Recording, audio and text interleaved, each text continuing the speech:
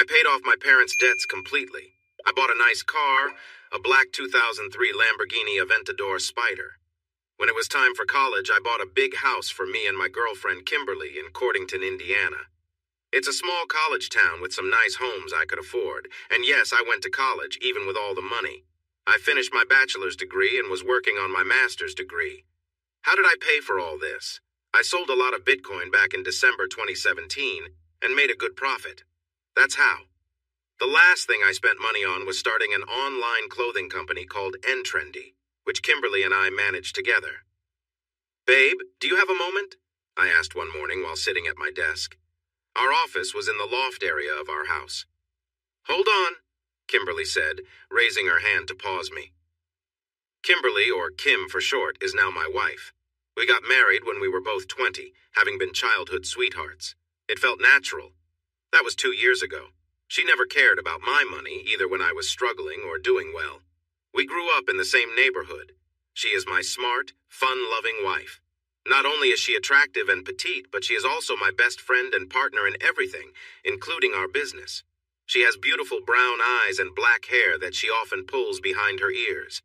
As a gamer, she is very skilled. I play some games too, but she is much better and more dedicated. She works as an esports analyst for games like CSGO, Valorant, and League of Legends, mostly from home. Some of our clothing items even relate to her work. Right now, she was in her comfy gaming clothes, completely focused on CSGO. Our office was warm, being in the loft of our big house. I leaned back and watched her as the game didn't go her way. With a sigh, she turned her chair to face me. Kimberly always looked great, with her warm smile and lovely tan. People often think Latina girls are fiery, but Kimberly is just sweet and genuine. She adjusted her glasses and looked at me. "Hey, what's up?" she asked. "Check out these leather jackets," I said, rolling my chair so she could see my screen. Kimberly moved closer. I showed her a design for some cool leather jackets from one of my company's designers. It was red leather with pockets and nice zippers, giving it a stylish yet rough appearance. "Looks awesome," she said, narrowing her eyes to take a closer look. "Yeah, I was thinking of making them in Italian leather," I suggested. "Really? Don't you think that might be a bit risky?" she replied. "I mean, it would cost a lot." We talked about this for a while, balancing costs with the chance to grow our brand. We wanted to create a cool line of streetwear that looked nice. To promote it, we reached out to some musicians to see if they would like to wear our clothes in return for some support. The idea was simple. Wear it, show it. But everything felt uncertain. Although I had money, I also had a habit of spending it on fancy things. I called it living well and investing, but really, I was just spending. Looking at my finances, I noticed I was heading into trouble. I needed to cut some costs, especially with this big house we didn't really need. We needed a home, just not one this size. We tried a few ways to save money. One of those was getting a roommate. We had an empty bedroom on the ground floor with its own bathroom. It had been a guest room, but we had enough of those. So, in theory, we could take in tenants. But we decided to start with just one. This was all new to us. "So, has anyone responded to the ad?" Kim asked, leaning forward with her elbows on her knees. "Not really. A couple of people have replied. It's March, so it's a busy time for students," I replied. "Well, we need to meet them. Let's set it up," Kim said, standing up. She had a bit of a tomboy style sometimes when she talked. I watched her walk across the room to the stairs, pulling on her warm white sweater, a Christmas gift from me. It was warm in the office, but the rest of the house could still be chilly in March. "I'm getting some fuel. Want some?" she called back. "No thanks, I have Muay Thai in an hour and some stuff to do at the library," I shouted after her as she disappeared down the stairs. I turned my focus back to the applicants. 3 people had shown interest, 2 men and 1 woman. I wasn't sure if Kim would be okay with a girl living here, but I wouldn't mind. We had a pool out back and all, but I thought the guys might be easier to handle. One was Toby, the other was Marcus, who was in his 40s. I didn't feel comfortable letting someone that much older into our home. Besides, my uncle was a plumber too, and he was quite a character. For now, Toby seemed like our best option. So when I said I was spending my money on nice things, I didn't mean I was wasting it. Expensive cars and big houses needed good money flow. As I polished my Lamborghini and glanced at my Rolls-Royce and my classic Jaguar, I wondered if I should have been smarter with my choices back then. I was young and maybe a bit foolish, but at least I had these cars to show for it. Ahem, I heard. I looked up to see Kim standing in the open garage door. It was a big door, but my focus was entirely on her. She wore a simple yet nice red bikini that looked good on her. She had a flat stomach and a slender waist. Better. I prefer it when you look at me instead of your car, she joked. You want it? I'll let you take one if you want, I joked back. The cars were meant for both of us to use anyway. I just had better insurance since I had my license longer. No thanks. I need a lifeguard to watch me while I swim. You should count my laps, she said playfully. I realized her plan was to get me into swim trunks, and I chuckled. I was in good shape, tall and fit. I worked out a lot. I wanted to impress her. Why do you want to swim in March, though? We have a heated outdoor pool, but still. What about swimming without suits? She asked. Sure, but your uncle is out back fixing some pipes. You know how he talks about that, I reminded her. I had forgotten about that. Maybe we shouldn't. It's too chilly, I teased, and Kim made a face at me.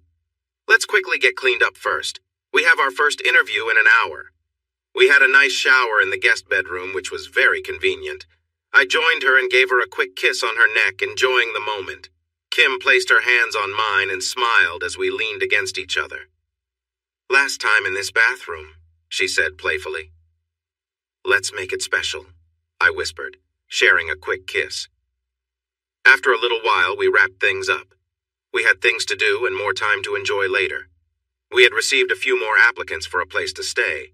We wanted to find someone new to live with us, but they needed to fit our lifestyle. We were thinking about welcoming tenants soon, just to fill the house a bit more, but for now, we were trying to adjust to the idea of someone else living with us. The candidates were Lauren, Toby, Stephen, and Joey. I quickly said no to Stephen and Joey. Stephen was too big, and I knew him from the boxing gym. We wanted new faces. Joey was a jock with family issues, and I wasn't interested in that. Lauren, on the other hand, was a pretty brunette with green eyes. She wore a nice red dress that looked good on her. I had to talk about the candidates. Well, Kim decided not to choose her. So that left Toby. He was younger than us, just 20, studying for a degree in something basic. He was a bit round and seemed like someone who would keep to himself. So, we decided to hire him. At first, it felt strange walking into the kitchen wearing just my bathrobe and finding this new guy there. The kitchen was big, so there was plenty of space, but still, I was sipping my coffee and noticed him eating his cornflakes. He had short black hair. He was taller than Kim, but shorter than me. Maybe around 5'11" or 6 feet. His eyes looked tired, but I thought he could be decent looking if he tried. I shrugged and decided to start a conversation since I was his host. So, how's it going, Toby? Did you sleep well? I asked while pouring him a glass of orange juice. Did you find everything okay? I hoped I didn't sound rude, but he looked a bit scared of me. I glanced down and remembered to close my robe quickly. Yes, the room is quite big. It's like living in a living room with a bed, he replied, looking towards the hallway. Yeah, I grew up poor, so when I bought this place, I said, waving my hand around, I had no idea what I was getting into. But you learn as you go. An awkward silence followed for a moment. So, did you sleep well? I asked again. He nodded. His eyes shifted away from me. I turned to see Kim coming down the stairs. Even in her flannel pajama pants and plain t-shirt, she looked great to me.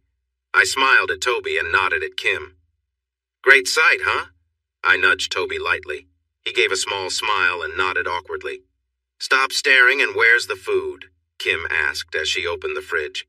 We're out, babe, I replied. I was so used to her direct way of speaking that I found it amusing. Toby seemed surprised. Ugh, she sighed, rolling her eyes. She went back upstairs. Well, you're in charge for a bit. I need to head out, I said, then realized how that sounded. I mean, just keep things running while I'm gone. Enjoy the place, like the pool and everything, you know what I mean? It was a bit awkward moving into Josh and Kimberly's house. Their place was huge. The main floor had a long hallway leading to a big living area. On the left side was a large TV space with a pool table, an 80-inch TV, sofas, recliners, and a big fireplace. Everything looked expensive. The kitchen was open to the right of the living room with tall windows facing a large pool outside. The yard extended for at least an acre or two. First was the pool area, complete with a small jacuzzi. Beyond that were a small pool house, a lawn with a tennis court, and likely more. My room was on the first floor, the first door on the left in the hallway. It was a spacious room, much larger than my parents' apartment. I even had my own bathroom and a small separate office. The house was incredibly luxurious, a mansion, villa, or whatever one might call it. The floors were unusual, and the stairs were circular with several landings. There was one level for guest rooms, another for the main floor, and the last level reached all the way up to the roof. Standing at the top, looking down, made me feel a bit dizzy. The ceilings were incredibly high. I had been wandering around the house a bit. Josh had gone to the university, and Kimberly was in the office with her headphones on, unaware of my exploration. The house was just so big. I knew I might have been overstepping a little, but Josh and Kimberly were kind and didn't seem to mind. Kimberly, in particular, was especially friendly. From the moment I entered the house, I noticed her warm smile and the way her eyes lit up. She was casually dressed, yet still looked effortlessly elegant. There was something about her that made an impression on me right away. I found myself peeking into the office after gazing out of the window for a while. Kimberly appeared to be playing a game on her computer. I hadn't spoken much with her about it, but she seemed to spend quite a bit of time on her PC. She had her back to me, completely focused on the game. It was warm upstairs, and Kimberly was dressed casually in a t-shirt and comfortable shorts, which made sense given the heat. I could feel the temperature affecting me, too. Trying to distract myself, I decided it was time to leave her in peace and continue exploring the rest of the house. Before she could turn around, I quickly went down the stairs. I couldn't believe I didn't get to finish what I was doing. That was too close, I thought, and it truly was. The weeks passed. After some initial awkwardness, we found a routine with having a tenant.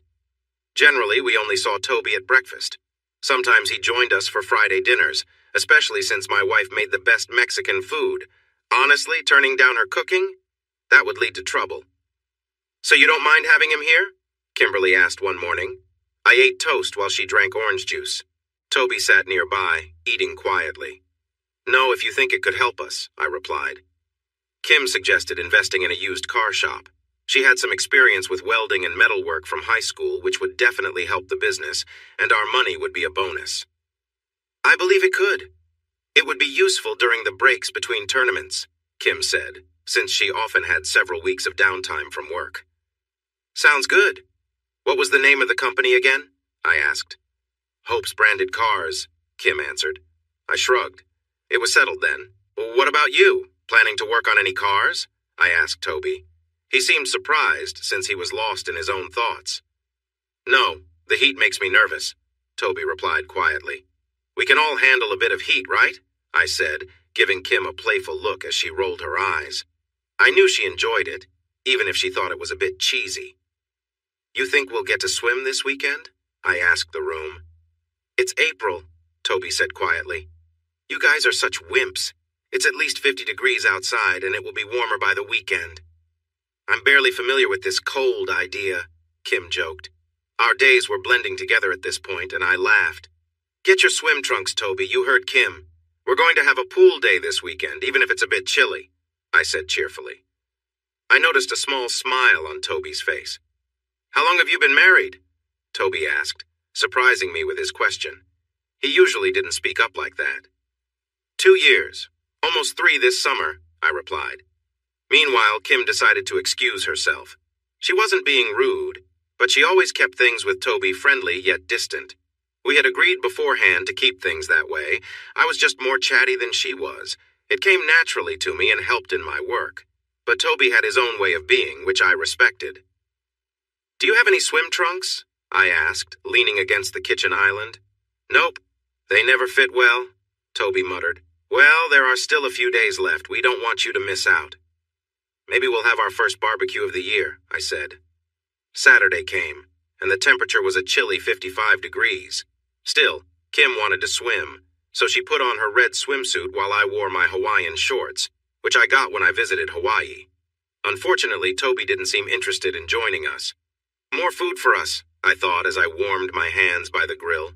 Why did I agree to this? Well, I liked imagining the neighbors watching us enjoy our day by the pool, having fun on an April weekend. Toby never came out, but I found him in the kitchen when I went to get the ketchup. "What's up? Are you going to join us?" I asked. "No way. It's too cold for me and I didn't bring my swimsuit," he replied, glancing outside. I looked out the windows to see what he was looking at. Outside, I watched Kim swim to the edge of the pool and pull herself up onto the deck. She glowed from the water, and her muscles showed in the sunlight. She wasn't the biggest woman around, but she stayed fit. Her swimsuit, a standard one, was a little snug, fitting closely to her shape. She adjusted it, pulling it away from her skin. Even when relaxed, Kim's beauty was striking. I turned to Toby. "Pretty nice, right?" I said, nudging him with my elbow. I couldn't help but feel proud showing off my wife.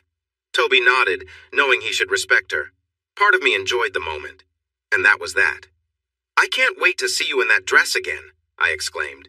"Ugh, it's just not the same," Kim replied. We had gone out for dinner, and Kim looked stunning in her green dress.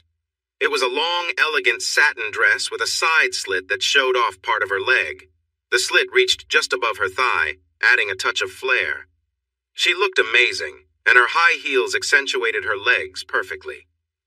Kim often hesitated to wear fancy clothes or spend money on such items, but I wanted to get her a few nice outfits. Even if she preferred casual wear, I loved seeing her dressed up elegantly. "What do you mean?" I asked, glancing at her. We were driving on the highway, making our way up to Indianapolis in the Lambo. It was a fast ride. "I know our room is a bit secluded, but I feel like someone is watching us. And that echo in the hallway, it makes me nervous. You know how I can be." "Come on, it's fine. I don't think Toby would mind." "What do you mean?" "Well, you're right. Someone is watching. When we were swimming, I saw him sneaking a look." "Really? What did you do about it? Confront him?" "No, I just stared too. You're really attractive, Kim." Kim rolled her eyes as usual. "Oh no," I muttered. I was being pulled over. I wasn't sure how fast I was going, but I knew I had been speeding. I hadn't been drinking, though. I was careless, not reckless. Later, as we lay in bed, we found ourselves talking about our earlier conversation. "Please, not so rough." "What, are you worried our biggest fan might hear you?" "Seriously, don't say that." I continued, enjoying the moment, holding her close and kissing her neck. I knew Kim wasn't comfortable talking like that, but suddenly she opened up. "You're not the only one who noticed him watching. I think he has been spying on me at work. I swear I heard footsteps one time," Kim said. The thought of someone watching her made me feel a mix of emotions. "You think he likes you?" I asked. "That's really wrong." "It makes sense. You're often in your boxers at home and you're beautiful. Isn't it kind of flattering to think someone admires you?" "Yeah? You think women think about you when they're with their partners, with your good looks and strong build?" Kim shot back with a smile before bursting into laughter. "Okay, point taken. I'll stop. Stop most of what you're doing, but not what you're best at." "So, I'm just here for your amusement?" "Definitely, darling. Just make sure to have fun," Kim joked, laughing at her own playfulness. As the moment continued, I felt overwhelmed with emotion. One thing we sometimes did, for better or worse, was throw big parties. Now that we had made some better choices about our finances, we decided it was time for another gathering.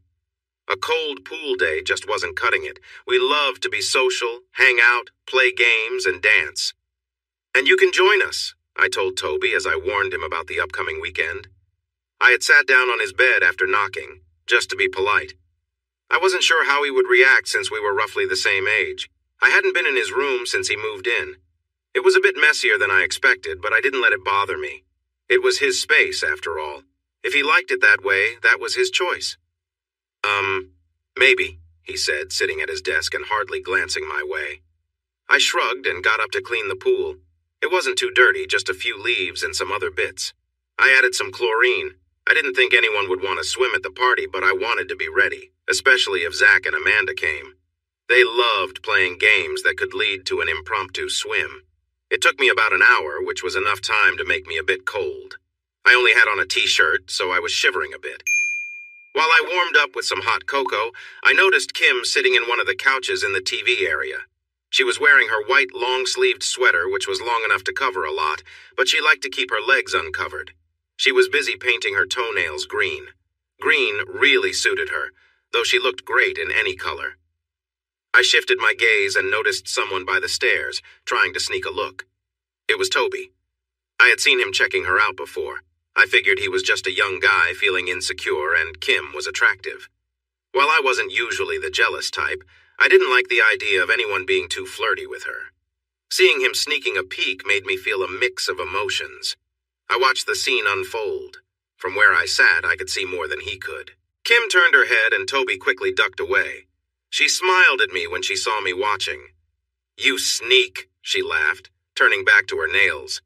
Hardstyle music wasn't really my favorite, but as I stood behind the bar in my casual pinstripe suit enjoying a cigar, I felt the atmosphere around me. I wasn't really serving drinks. It just felt nice to mix drinks for our guests while Kim mingled. I even spotted Toby, shyly watching our 20 or so friends as they chatted, danced, and had fun. "Toby!" I called out, surprised he could hear me over the music. I waved him over and he came my way. "Want a beer?" I asked, starting to pour one from the tap. We had some kegs delivered and set up thanks to Kim's help. She was really good at this kind of thing. Toby began. I looked at what he was wearing, just sweatpants and a polo shirt that was a bit snug. Poor guy. "Don't worry, I won't tell anyone. We're in a college town in Indiana. Nobody cares," I said with a laugh, handing him a drink. He took a sip and winced. He hadn't gotten used to it yet. "What do you think about the party?" I asked. I took off my sunglasses and playfully put them on his face. He looked a little confused but fixed them quickly. "A lot of people," Toby said quietly. "Lots of pretty girls, right?" I said, resting my elbow on the counter and looking around the room. Toby nodded, but I noticed which girl he was watching, Kim. He probably had a little crush on her. That's no big deal, I thought. Hours later, the party was winding down. Some people had left, but many still remained. It was me, Kim, Zach, Amanda, a guy I didn't know, and his girlfriend, and another girl, maybe his sister. But I wasn't sure. I was feeling pretty tipsy.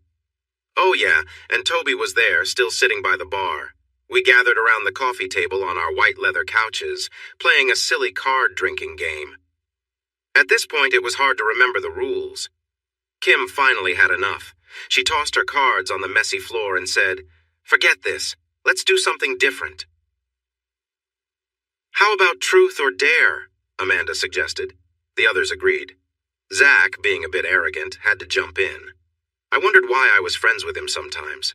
A more sensible person might have called it a night and sent everyone home. But I wasn't feeling sensible.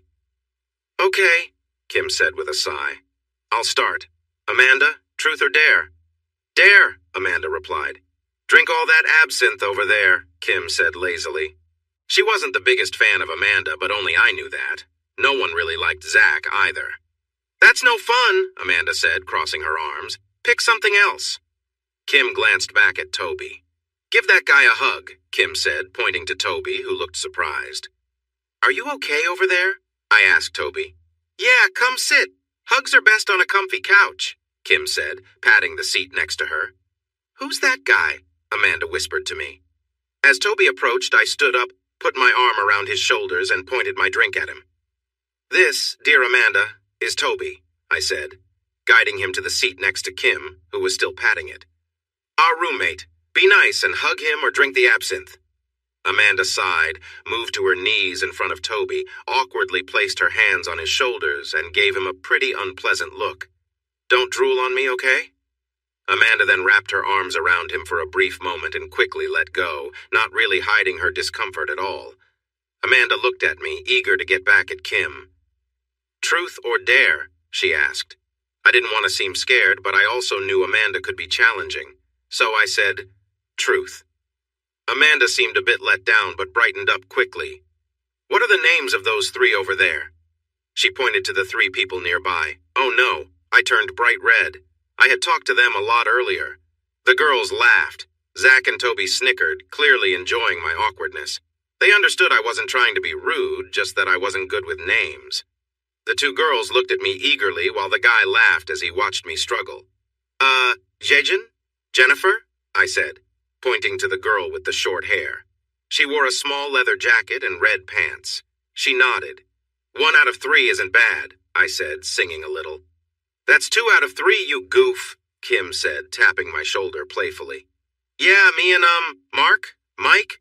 We were talking about Jennifer Connelly when your friend came over and thought we were making fun, I explained, wanting to show I wasn't trying to be rude. The guy just shrugged. Close enough? Really? I asked, but the guy chuckled. Yeah, totally. My name is Robert. Who's Mike? I asked. Robert shrugged again. I looked at the last person. She had gray eyes like Jennifer Connelly, which was the topic of our discussion. She was a bit taller than Jen and had long brown hair. Linda, I said. There, I got it. I smiled, hoping for some cheer, but everyone seemed a bit bored with the wait. Hey, how about we change things up and make it more fun? Amanda suggested. Fun? Zach asked. Yeah, like a game, Toby added.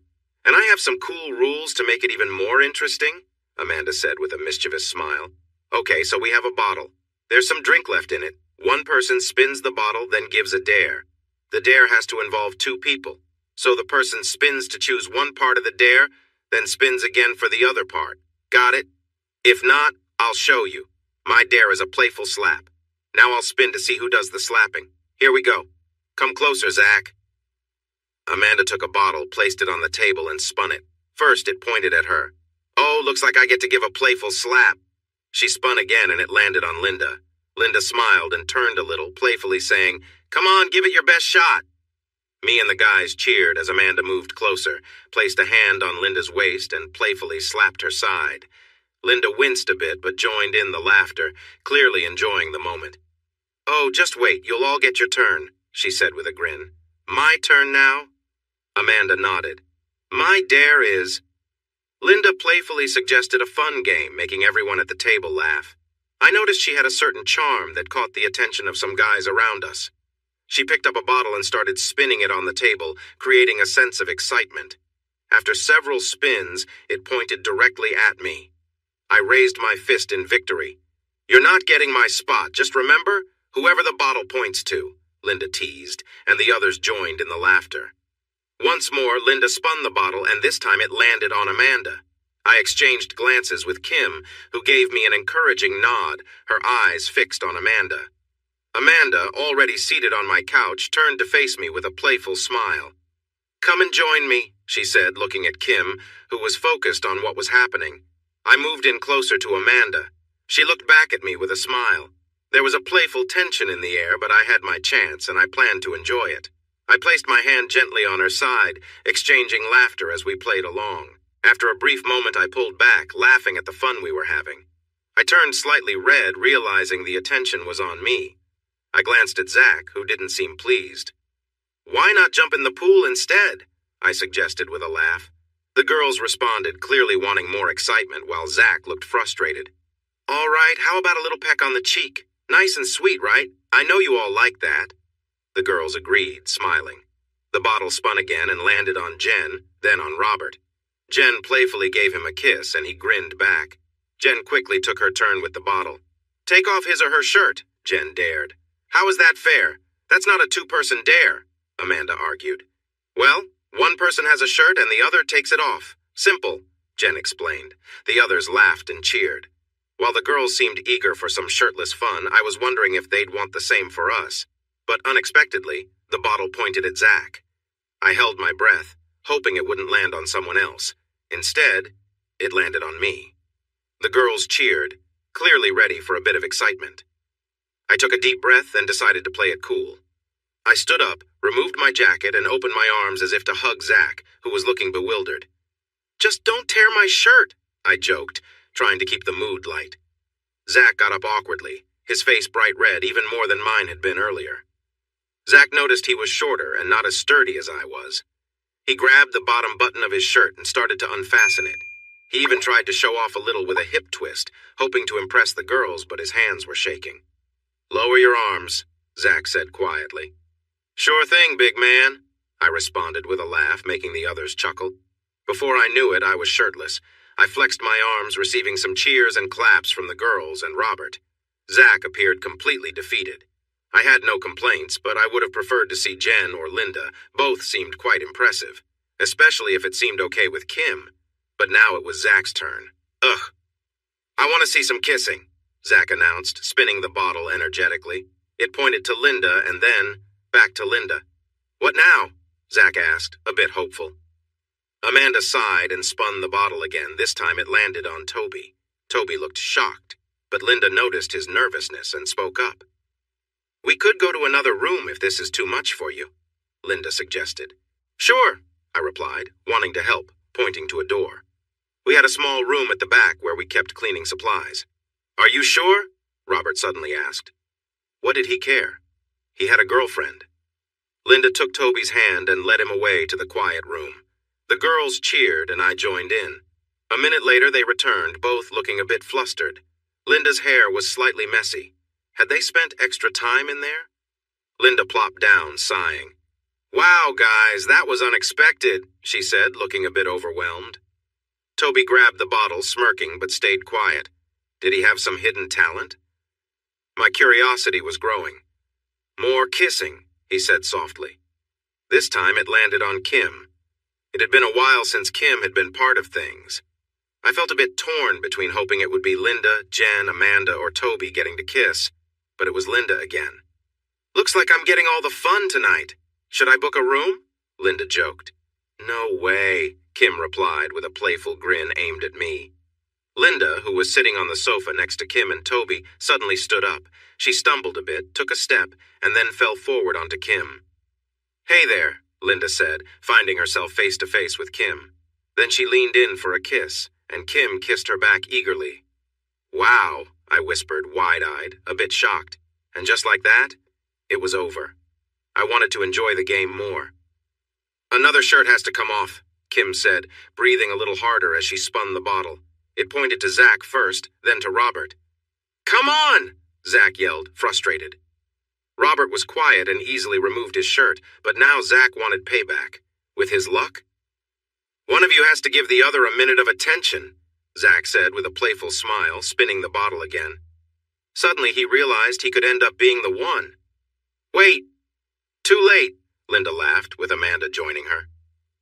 I hoped I wouldn't end up in an awkward position with one of the guys. Thankfully, it did not land on Zach. Instead, it landed on his girlfriend, Amanda, who gasped in surprise. Zach cursed and spun again. This time, it landed on Toby. Why was he getting picked all the time? And now Amanda, who clearly wasn't thrilled. Amanda looked very annoyed, almost like she couldn't believe this was happening. She shot a look at Toby filled with disdain. Zach looked equally distressed. Not only was he getting the guy-on-guy risk again, but his girlfriend had to deal with Toby once more. Hey, don't act like that, Linda said. Yeah, it's part of the game, Robert added, usually quiet. All right, I understand, Amanda replied, clearly upset as she stood and moved toward the closet. Toby seemed unsure. Are you coming, Toby? Toby quickly got up. You guys keep playing. Jen, can you spin for me while Amanda said, trailing off. We all shrugged. No reason to make it worse for either of them. Jen took the bottle and spun it. What do we say to a fun challenge for 60 seconds? Jen suggested, spinning the bottle. I hoped it wouldn't end up with Zach and Kim. Things were definitely getting more exciting. With the girls interacting and the idea of some playful dares, it felt charged. But again, it landed on Jen and Robert. They quietly left for a different room just as Toby and Amanda reappeared. Now, Amanda looked completely taken aback, as if she'd seen something shocking. What happened? Zach asked. You don't want to know, Amanda replied, grabbing the bottle, looking annoyed with Zach since it was his idea. Ugh, Zach, I'll take care of this for Jen. Amanda shook her head, trying to forget her earlier moment. My challenge is, someone has to pin the other down, Amanda said, looking at me and then Zach. The small group laughed. Everyone knew how that would turn out. It ended up being Toby who had to try to pin me down. The group chuckled at the sight. Even Toby found the situation amusing. He was a little shorter than me and probably weighed about the same, but we carried our weight differently. We stepped out onto the rug by the pool door. What's happening? Jen asked as she and Robert returned, both looking a bit flustered. Toby's going to take me down, I laughed. Toby awkwardly put his arm around my neck, trying to push me down. He then attempted a playful wrestling move. The issue was, I had wrestled in high school, and it was clear Toby had not. He tried a few more times, even attempting to lift my leg to tip me over. "I can't do it," Toby huffed, looking sweaty now. "No problem. It's tough for most," I chuckled. Toby steadied himself against the table, grabbing a bottle. He panted, "More! Kissing!" "Is that all?" Zach said, immediately realizing he might have spoken too soon. "Anywhere," Toby added, turning the bottle as he slumped back next to Kim. It felt like I was watching in slow motion. The bottle spun around. I was keenly aware of what anywhere meant. I glanced at the others. Linda looked her usual self, calm but uninterested. Kim was still biting her lip. Zach had an intense look on his face. Jen and Rob seemed uncaring. Amanda looked eager, almost hopeful. Finally, the bottle slowed and pointed at Kim. I gulped. The thought of my quirky, somewhat shy wife having to kiss someone anywhere made my heart race. Toby spun the bottle again. I silently wished for it to land on Linda. Please let it be her. But it didn't. It landed on Toby again.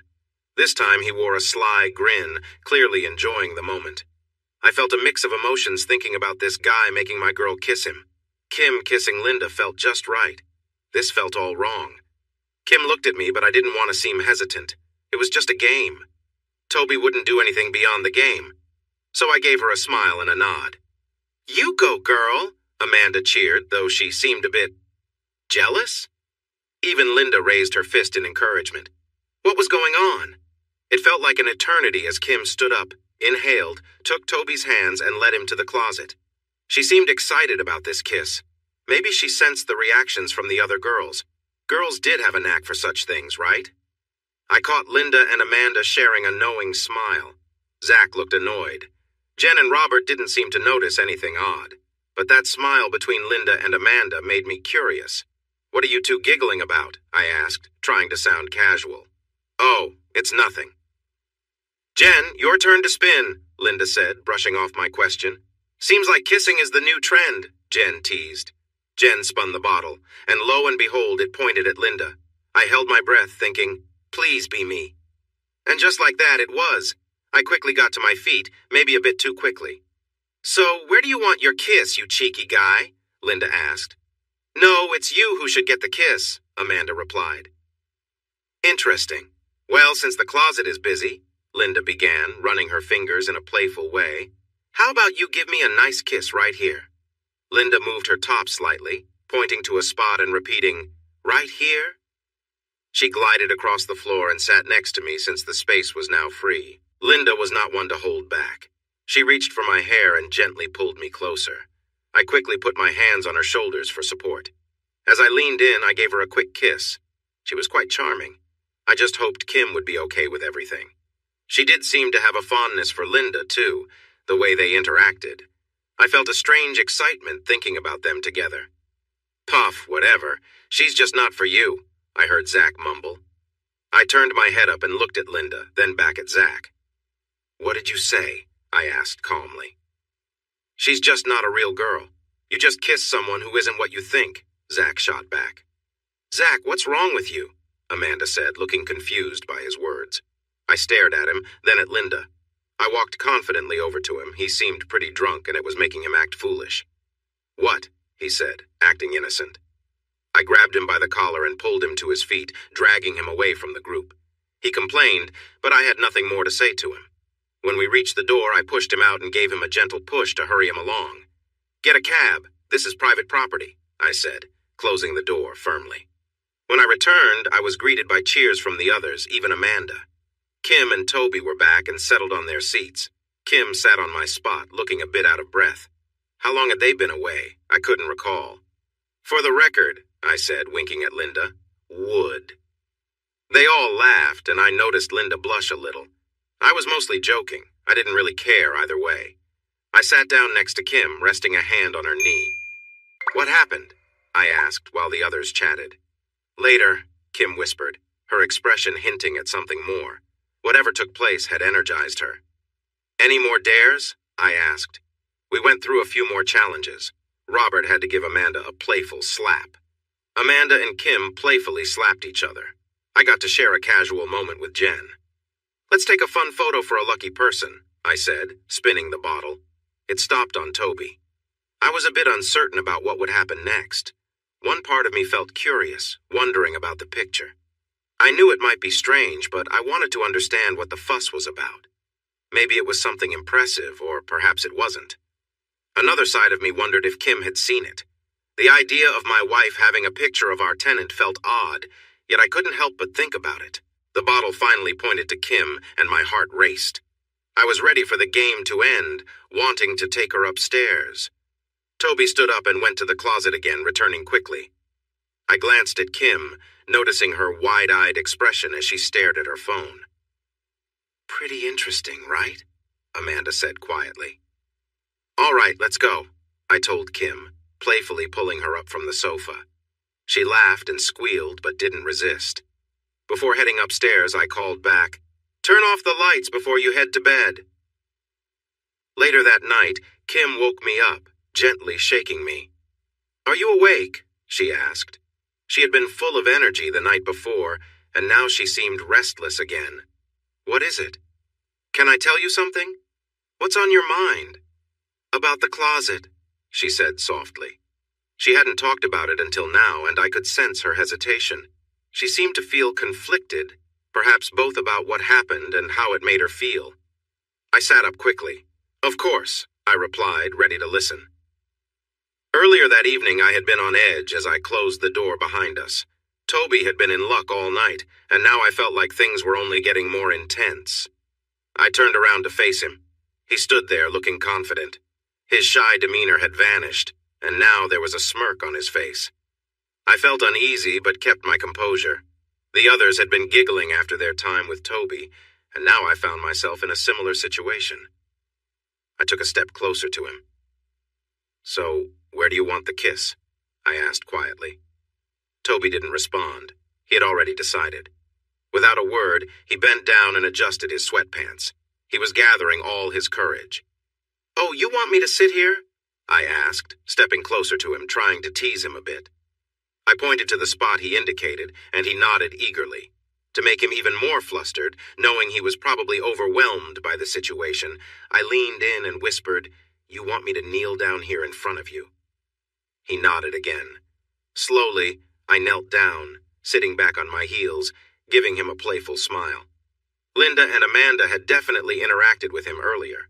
Amanda especially had her fun during the game. I wondered if he was still thinking about that moment. As I sat there, I noticed he was clearly nervous. I could see the tension in his posture. It was like he didn't quite know what to do next. Toby's hand moved slightly, almost on instinct, as if he wasn't fully aware of what he was doing. I could tell he was trying to stay composed, but the situation was getting to him. "So, where do you want your kiss?" I asked again, looking up at him. Toby seemed to take my calmness as a signal to continue. I could see the awkwardness in his movements as he struggled to keep it together. He was clearly out of his depth, but too caught up in the moment to stop. You're so beautiful," Toby mumbled quietly. "Thank you," I replied with a soft smile. The whole situation felt surreal, and I could tell Toby was getting overwhelmed. He was still holding eye contact with me, his earlier shyness fading a bit. "Do you like having me here like this?" I asked gently, keeping the mood light. "Yes," Toby answered, his voice shaky. I knew things were getting intense, and I had to decide how far I wanted to let this go. It was clear Toby was caught up in the moment, but I also knew I needed to keep things under control. Curiosity got the better of me for a moment, but I reminded myself to keep the situation respectful and light-hearted. Deciding to tease him a little more and move things along, I leaned closer, letting him feel my breath. Toby groaned, clearly affected by the moment. "You're really eager, aren't you?" I said, inching closer. Toby was barely able to stand still, whispering, "Just kiss it." Without much thought, I leaned forward and gave him a quick peck, but as soon as I did, he reacted immediately. I was taken by surprise when he stumbled back, clearly overwhelmed by the situation. It took him a moment to catch his breath. I was a bit shocked by what had happened, unsure of what I was thinking. I hadn't expected things to unfold like that, but I guess I just reacted without really considering the outcome. It was a strange, unexpected moment. Later, while talking to Kim, I was still trying to process everything. "Wait, what? He got that close?" I asked, confused. Kim never acted this way. Yeah, but don't worry, nothing serious happened, Kim said with a playful tone. She could tell I wasn't angry, just surprised. I mean, it was just a bit of fun, right? The morning after the party, Kim was still in a playful mood. Did you have fun last night? Kim asked, teasing me. Yeah, I muttered, still trying to shake off the awkwardness. Well, maybe you should have a bit of fun too, she said, giving me a mischievous look.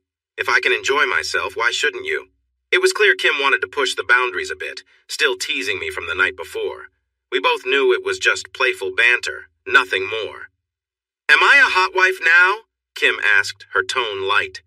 I groaned, knowing she was just trying to get a reaction from me. Kim always knew how to keep things playful, but I wasn't sure how far she would take the teasing. Maybe I'll send him a little something just to mess with him, she said with a grin. You know, as a thank you for his attention.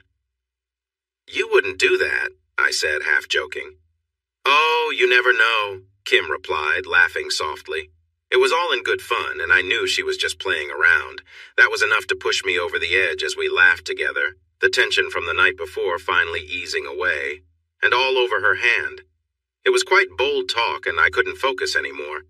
I'm not sure if I really thought about it before, but the idea had me interested. Kim giggled and bit her lip. So are you really going to do it? I asked, curious about how serious she was. Nah, probably not, Kim replied, looking at her hand as she got up from the bed, trying not to spill anything. Just funny to see how you react when I tease you. Oh no, Toby said one morning. What's wrong? I asked, glancing up from my phone. It was early and we were having breakfast. Toby had college classes soon. I woke up early as usual. I didn't have much planned, just a trip to the dojo and the gym later, then college much later. My professor moved one of the classes, Toby said, scrolling through his phone. Really? I asked, still looking at my screen. Why can't we have politicians like that? I thought, seeing what some Europeans were up to. Yeah, I might be late. The class starts in 20 minutes, Toby said, sounding defeated. I snapped back to reality. I reached for the bowl where we kept the car keys and grabbed the one with an angry bull on it, sliding it across the kitchen counter. Take the Lambo, I said casually. I knew people worried about mileage on fancy cars, but I believed cars were meant to be used. Still, I should probably get a regular car someday. I don't have a license, Toby said, staring at the keys without touching them. I quickly moved around the counter and took the keys back, nodding for him to follow me as I walked down the hall. Come on, I'll drive you, I said. Oh, thanks, Toby said, grabbing his bag and hurrying after me. Not a problem, buddy, I chuckled, moving toward the hallway. Shouldn't you get dressed? Toby asked. I looked down. I was only in my bathrobe. Oh, well. Nah, I'm not getting out of the car anyway, I said. A few minutes later, we were speeding down the road. It felt a bit awkward at first, especially after what had happened on Saturday. I was hungover on Sunday, and I hadn't really seen Toby on Monday. My place was big, so it was easy to stay out of each other's way. Today was the first time I had really seen him since that night, but I wasn't the one to break the silence this time. How did you and Kim get married? Toby asked. I glanced over at him. He seemed focused on the road. I was driving fast, so maybe that helped him concentrate. Kim and I? We've been together for a long time, I replied. So when we decided to move in together, I asked her to marry me. How did you do it? Toby asked. After a fight? It was a boxing match, nothing silly. I proposed in the ring after I won, I explained, remembering how surprised she had been. You're a lucky guy, Toby said quietly. I don't think everything was meant for me to hear, but I did anyway. I guess I am. Kim is great. We both agree on that, right? I said, nudging Toby gently with my elbow and laughing. Toby smiled and nodded. Okay, here we are, safe and sound, I said as I parked in front of the main building where Toby had his programming classes. I had taken those classes too when I was their major. Oh no, Toby muttered. What? Did they change something again? I asked, looking at his phone. Toby pointed behind me. I turned around. A parking guard was already walking toward me. Don't worry. Go on in. I'll take care of it, I said with a sigh. Toby opened the car door and hurried away. He didn't have much time before class started. Hey, you can't park here, the guard said. I just gave someone a ride, relax, I explained. Hey, Josh, what are you doing here? A familiar voice called out. Amanda was coming over. The guard seemed mesmerized by Amanda's looks. She was a striking blonde and confident in her approach, making it hard not to notice her presence. The guard started to stutter, clearly flustered. Yes, well, I want you gone in 5 minutes. Josh, the guard said, now knowing my name. He walked off. I was just dropping Toby off. They changed his classes or something, I explained to Amanda. I wanted our conversation to end quickly, but I didn't want to be rude, especially since she had helped me avoid a parking ticket. Amanda's gaze noted my outfit. Yeah, we were in a hurry, I said with a chuckle. So Toby is safe for now? Amanda asked. Yeah, why? I replied, a bit confused. Zach was not happy about it. He left a dozen calls and even more texts. About getting kicked out? I asked, still trying to understand. No, more about the whole Toby situation. How can you be okay with it? You know how guys can be? Come on, it was just some fun, I said, brushing it off. Well, you're more understanding than Zach. He talks big but is really insecure. Just be careful around Toby. Some girls might get the wrong idea, Amanda said with a laugh. I just shook my head. Yeah, well, I was distracted too, so I guess we're even, I replied, trying to wrap up the conversation. Do you really think she is who people say she is? Amanda asked, leaning in, clearly intrigued by the gossip. What does that matter? It's her life, I replied firmly, making my point clear. She got the message. 5 minutes, I said. It's been 10, the parking guard shouted, waving a fresh ticket at me. I sighed. University had been demanding and made it hard to focus on other things. I'm eagerly waiting for my master's program to end so I can reach out to my contact in Venice again. They want me to visit for some important document signings, take pictures, and sample products. It's always nice to meet the people you work with. Maybe these Italians aren't so bad after all. But that's a thought for another time. Right now I have other things to focus on. I turned my head to see the office door slowly open. It wasn't Kim, as she was next to me playing a game, or rather, it looked like she was writing a game analysis. I rolled my chair back and noticed Toby standing there looking a bit nervous. Hey, what's up? I said, removing my headphones. Kim didn't turn her head. She just glanced at me for a moment, then looked back at her screen. Oh, Toby stammered, seeming a bit taken aback. I wanted to swim. The pool is downstairs, I replied with a chuckle. And yes, you can use it. We mentioned this when you moved in. No, it's not that. I'm not a great swimmer. Toby glanced at Kim for a moment. So he was perhaps feeling shy and didn't want to look bad in front of her. At first I thought he was just trying to impress her. Instead, he was just feeling awkward. I rolled my chair back and stepped into the stairwell, putting my arm around his shoulder. Don't worry about it. It's smart to not swim alone. I'll be there to help you. Maybe we can find a swimming coach? I suggested, guiding him toward the stairs. No, thanks, but I think I just need to, get used to it. Getting ready for summer, huh? I laughed, lightly patting my own stomach, which was hidden beneath my t-shirt. Toby looked at me and replied, yeah, something like that. I was surprised I hadn't been kicked out yet. Kimberly must have told Josh about what happened that day, yet everything felt normal again. I was still here, and for some reason Josh hadn't confronted me, which I appreciated. So there I was, standing outside their office again on Monday morning. Kimberly was inside, immersed in her game. She spoke loudly and energetically, reacting to the game with excitement, and was completely unaware of my presence.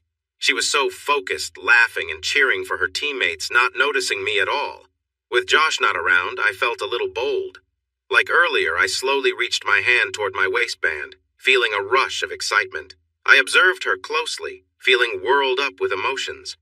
I wished for a moment that she could see me and feel the same intensity. I had been thinking of ways to see Kimberly more often, especially after almost being caught by Josh last week. Though they were understanding, I knew I couldn't risk it again. I needed to be smarter. So I came up with a plan. It wasn't often that Kimberly left the house except for short grocery trips. Today was one of those rare days. I had about 30 minutes alone in the house. Instead of wasting time on foolish ideas, I focused on my plan. I went upstairs into their office carrying a small USB stick. Quietly, I slipped it into the USB port under Kimberly's desk, careful not to make a sound. It felt like solving a puzzle, but once it was done, the next part of my plan could unfold. Resisting the urge to linger, I went back to my room and waited for Kimberly to return. About an hour later, I heard her in the kitchen, frustrated. She seemed to be struggling with her computer. I moved closer to listen. "I have no idea what's going on," she said, sounding annoyed. "It just stopped working." I casually entered the kitchen. "Everything all right?" I asked, pretending to be concerned. Kimberly turned to me, motioning for silence as she talked on the phone. "No! I already tried restarting the router. I've got a game in an hour," she said, clearly irritated. "Need any help?" I offered, trying to seem helpful. Kimberly sighed, her frustration not aimed at me this time. "Yeah, no. The internet on my PC is down. I'll figure it out. How was the university?" she asked, though clearly distracted. She was already heading upstairs. I watched her walk by, noticing her perfume. It lingered lightly in the air. "Can I help?" I asked again. "Sure," she said, still not paying much attention. I followed her up the stairs, not wanting to miss the chance to assist. "Did you try unplugging the cable and reconnecting it?" I suggested once we entered the office. Kimberly shrugged, looking tired of the whole situation. I stepped back, giving her space as she crouched down to check the cables. She knelt on the carpet and crawled under the desk. From where I stood, I couldn't help but notice how the fabric of her jeans stretched as she moved. Blue suited her well. Her loose t-shirt hung low, and I could even see the color of her bra. I tried to focus on something else, but my mind kept drifting back. I had to keep my cool, but it wasn't easy. "The cord is a bit stuck," Kimberly groaned. I tried to focus on her words, but my mind wandered. Taking a breath, I carefully pulled out my phone and snapped a quick picture of her under the desk. It felt like a risky move, but I couldn't resist. Unfortunately, I was getting too distracted, and it was obvious something was happening that she might notice. "Got it," she said, crawling out from under the desk. As Kimberly stood up, I tried to act normal. She had been helping with the internet cable, and I knew she could tell I had been distracted. I needed to stay composed, but it was getting harder to do. I realized Kimberly probably knew I was just trying to get her to crawl under the table. We had been talking more openly lately, so maybe that's why she played along. Still, a part of me wondered what she thought about my behavior. Kimberly sat back on her knees, holding the cable and looking up at me. "You want me to blow on this cable?" she asked with a playful smile, clearly teasing. I stood frozen, not sure how to respond. She knew exactly what she was doing, playing along with the situation. She waved the cable a bit, and I just stood there, caught up in the moment. Then, she lightly blew on the tip of the cable, still holding eye contact. I couldn't help but feel a bit nervous, but she wasn't taking it too seriously, just having a bit of fun. "Everything all right?" she asked. I nodded, not sure what else to say. Seeing that I wasn't making any moves, Kimberly stood up, breaking the tension. She took a step back and offered, "I can check your PC and see what's wrong." And just like that, the playful moment passed, and we returned to fixing the issue. Toby mumbled that he would fix it in half an hour, maybe an hour at most, while glancing away. I began to walk toward the door, taking my time. "Get to it, big guy," I said with a playful smile over my shoulder. "I'll go for a swim and shower if you need anything." It was amusing to tease him like that. His eyes widened in surprise. I couldn't help but laugh a little. Toby laughed too, probably realizing I was just joking. But I couldn't help wondering what it might be like. I would be in the shower in the same house as him, with no one else around. It made me curious. I didn't head to the pool right away. I needed to call Josh. I told him Toby was here fixing my problem. Then I shared how I had playfully crawled around in front of him. Josh found that part really entertaining. "Wow! You won't let me tell you how amazing you are, yet you're teasing this guy now?" Josh said, sounding excited on the phone. "Oh, come on, this is different," I replied. I liked Josh's compliments, but sometimes they made me uncomfortable. He acted like I was a model, but I saw myself as a regular girl. Maybe that's why teasing Toby felt nice. He reacted so openly to my playful banter. He didn't say much, but his expressions said it all. "How is it different?" Josh asked. "Seriously?" I said jokingly. "You're the one who should tell me those things." "Well, now you have two guys noticing you all day," he said. "Quit it," I replied. But I couldn't ignore that I felt a little flattered. "I'm going to swim and wash off," I said. "All right, take care. Love you, babe." "Love you too." After a good swim, I felt much better. Exercise was great for clearing my mind. When I came back, instead of going to my own bathroom, I went to the one near the kitchen. It was more convenient. Plus, my room and clean clothes were just a short walk up the stairs. It was still early spring, so a warm shower after swimming felt nice. The warm water felt good on my skin and made me relax. Growing up, I had to be careful with hot water to save money, but that wasn't an issue now. Even with our budget concerns, daily expenses were manageable. As I finished rinsing out my hair, I grabbed a towel from the rack. I took my time drying off, enjoying the warmth. Just then, I heard the bathroom door open, followed by some movement and the door closing with a soft sound. I heard a soft sound followed by a quiet, satisfied sigh. Then there were repeated rhythmic sounds. Through the slightly blurred shower wall, I could make out a silhouette facing the toilet. His t-shirt was rolled up and his pants were pulled down. It was Toby. Was Toby really doing this on the other side of the shower wall?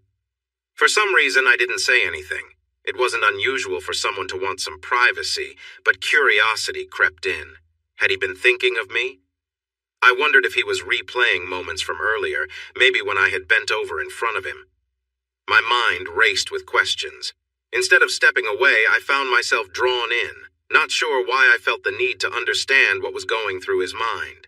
Maybe it was the thought that he couldn't resist thinking about me. The idea felt oddly flattering, though I knew most would consider it strange. I realized I had been walking around the house in comfortable clothes, often just in my shirt and underwear. Could that have caught his attention? Did I leave any clothes out here? My mind snapped back to reality as I remembered I had placed them in the laundry basket by the sink. Carefully, I peeked around the half wall to check. Luckily, the basket's lid was on, hiding my clothes. But instead of backing away, I hesitated, my curiosity getting the better of me. I leaned a little farther around the corner. Slowly, the blurred silhouette became clearer. There was Toby, with his sweatpants around his ankles and his shirt rolled up. He looked so focused on what he was doing, lost in the moment. I wondered again what had gotten him so worked up. Was it me? Suddenly, Toby turned and saw me. His eyes went wide with shock, and he let out a startled yelp, stumbling backward towards the door, clearly caught off guard.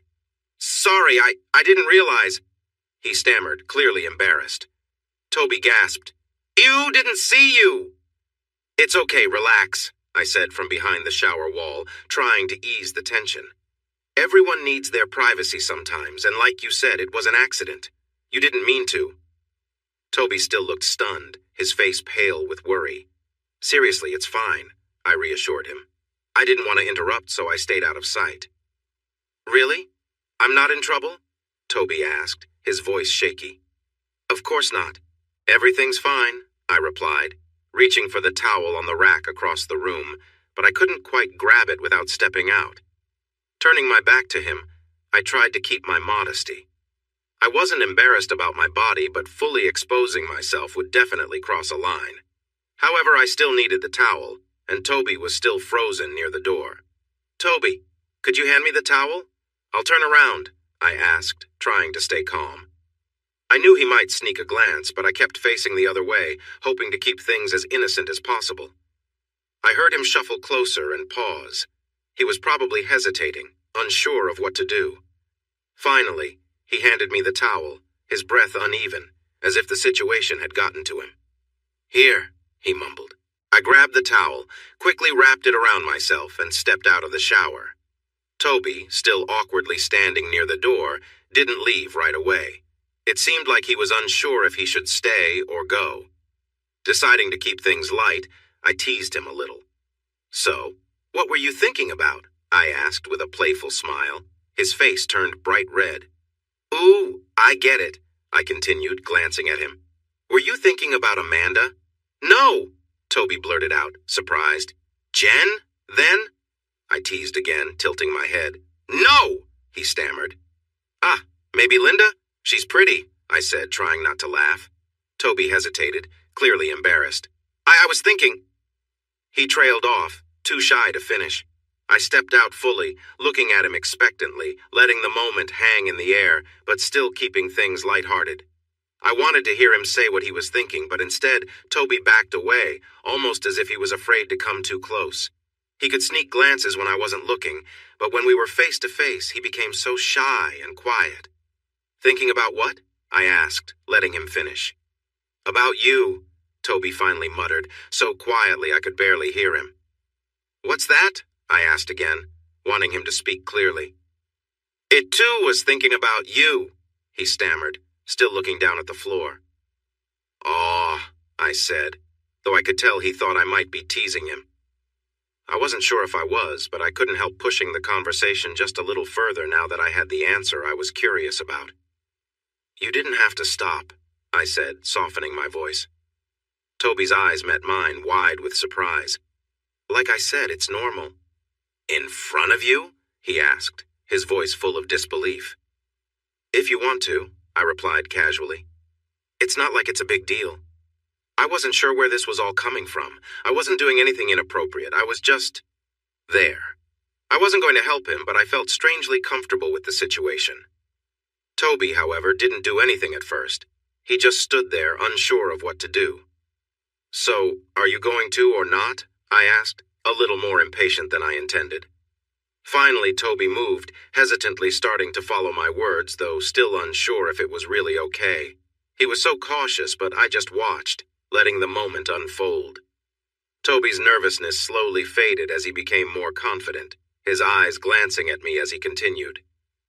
I could tell he was still surprised by the whole situation, and part of me couldn't help but feel a bit amused by how things had turned out.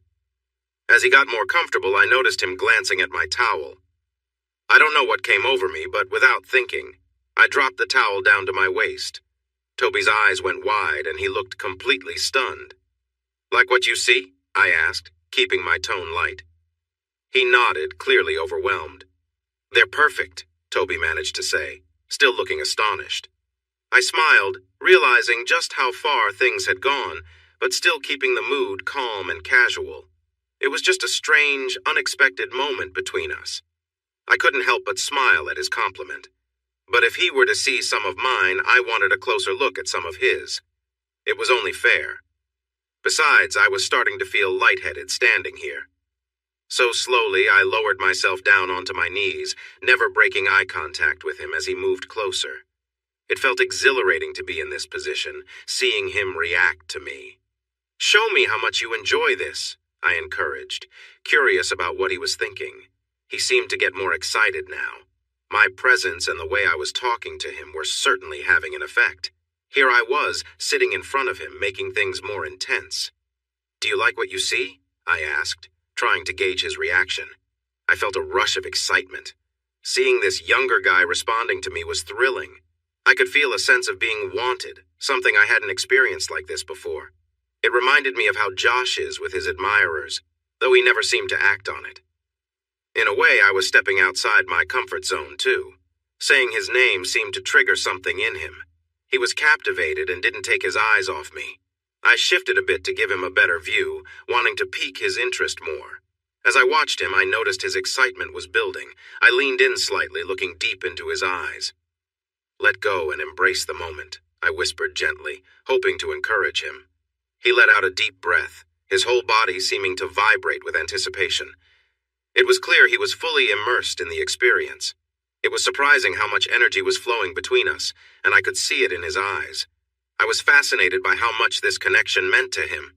It felt warm and alive in a way that was hard to describe. I couldn't help but feel a thrill at being part of his experience. The whole moment had transformed into something special, shared between us. The room felt quiet, and I realized it was over. Toby, now completely exhausted, was catching his breath. I glanced up at him, and he met my eyes, looking a bit awkward after everything that had just happened. "All right, you can leave now. I need to clean up," I said, trying to sound casual. But feeling a little bad for how abrupt I was, I decided to give him something as a gesture. I reached for the laundry basket and pulled out my blue spandex shorts, handing them to him. "Here, take this," I said awkwardly. Toby gave a small smile, took them, and quietly left the room. I jumped into the shower to rinse off, thinking about the strange encounter. I wasn't sure what to make of it. I had never actually crossed any lines. It wasn't cheating. I was just there. I hadn't done anything wrong. But there was a strange thrill in the moment, knowing how much attention I had from Toby. As I washed off, I found myself thinking about Josh, my husband. He was always the confident one in our relationship. He never acted on the attention he got from other women, but I knew plenty of them admired him. I guess I was lucky to have him all to myself. He had always been loyal, and maybe that's why I felt comfortable being a little daring with Toby. Later, when I told Josh what had happened, he laughed and played along. He knew Toby and I were just playing harmless games, and it didn't really bother him. We had agreed to keep it that way, nothing more than a little fun. As long as Toby stayed respectful, there was no harm done. Josh and I joked about it sometimes, saying that Kim was just helping Toby settle into our home. It was a silly excuse, but it worked. Toby hadn't crossed any lines either, and we were careful to make sure things stayed harmless. Kim wasn't the type to do anything like that anyway. She just liked to tease him a little, keeping things light. About a week later, Toby seemed to be feeling more at home. He was still shy but more present, spending more time in the kitchen and the library downstairs, probably hoping to see more of Kim. "You're doing great, Toby." I cheered him on as he swam in the pool, practicing his strokes. I was keeping an eye on him as he stayed in the shallow end, improving his swimming technique. It seemed like everything was settling into a normal routine again. Toby's main problem was that he had a hard time staying afloat. He spat out water and nodded, snorting out the water that went up his nose. His lips were starting to turn blue, so maybe it was time to stop. 60 degrees felt okay, but getting out of the pool was always tough. I glanced at the clock. Oh no, I really had to hurry. I needed to drive to Indianapolis to catch a flight. If there was a chance for a trip to Italy coming up, I wanted to have a nice suit ready. The trip wasn't happening soon, but it felt good to be ready. The only downside was that Toby and Kim would be alone in the house overnight. I wasn't too concerned about it, but recent events made me feel a bit uneasy. Not really worried, just a little strange. But I also felt a bit excited to see how things might unfold. I just hoped everything would be fine for Kim. "Okay, kiddo, I need to go." "Go get dried off," I said, grabbing a towel for him. Toby usually changed in the pool house, but he had started changing in his room more often and walking through the house in his swim trunks.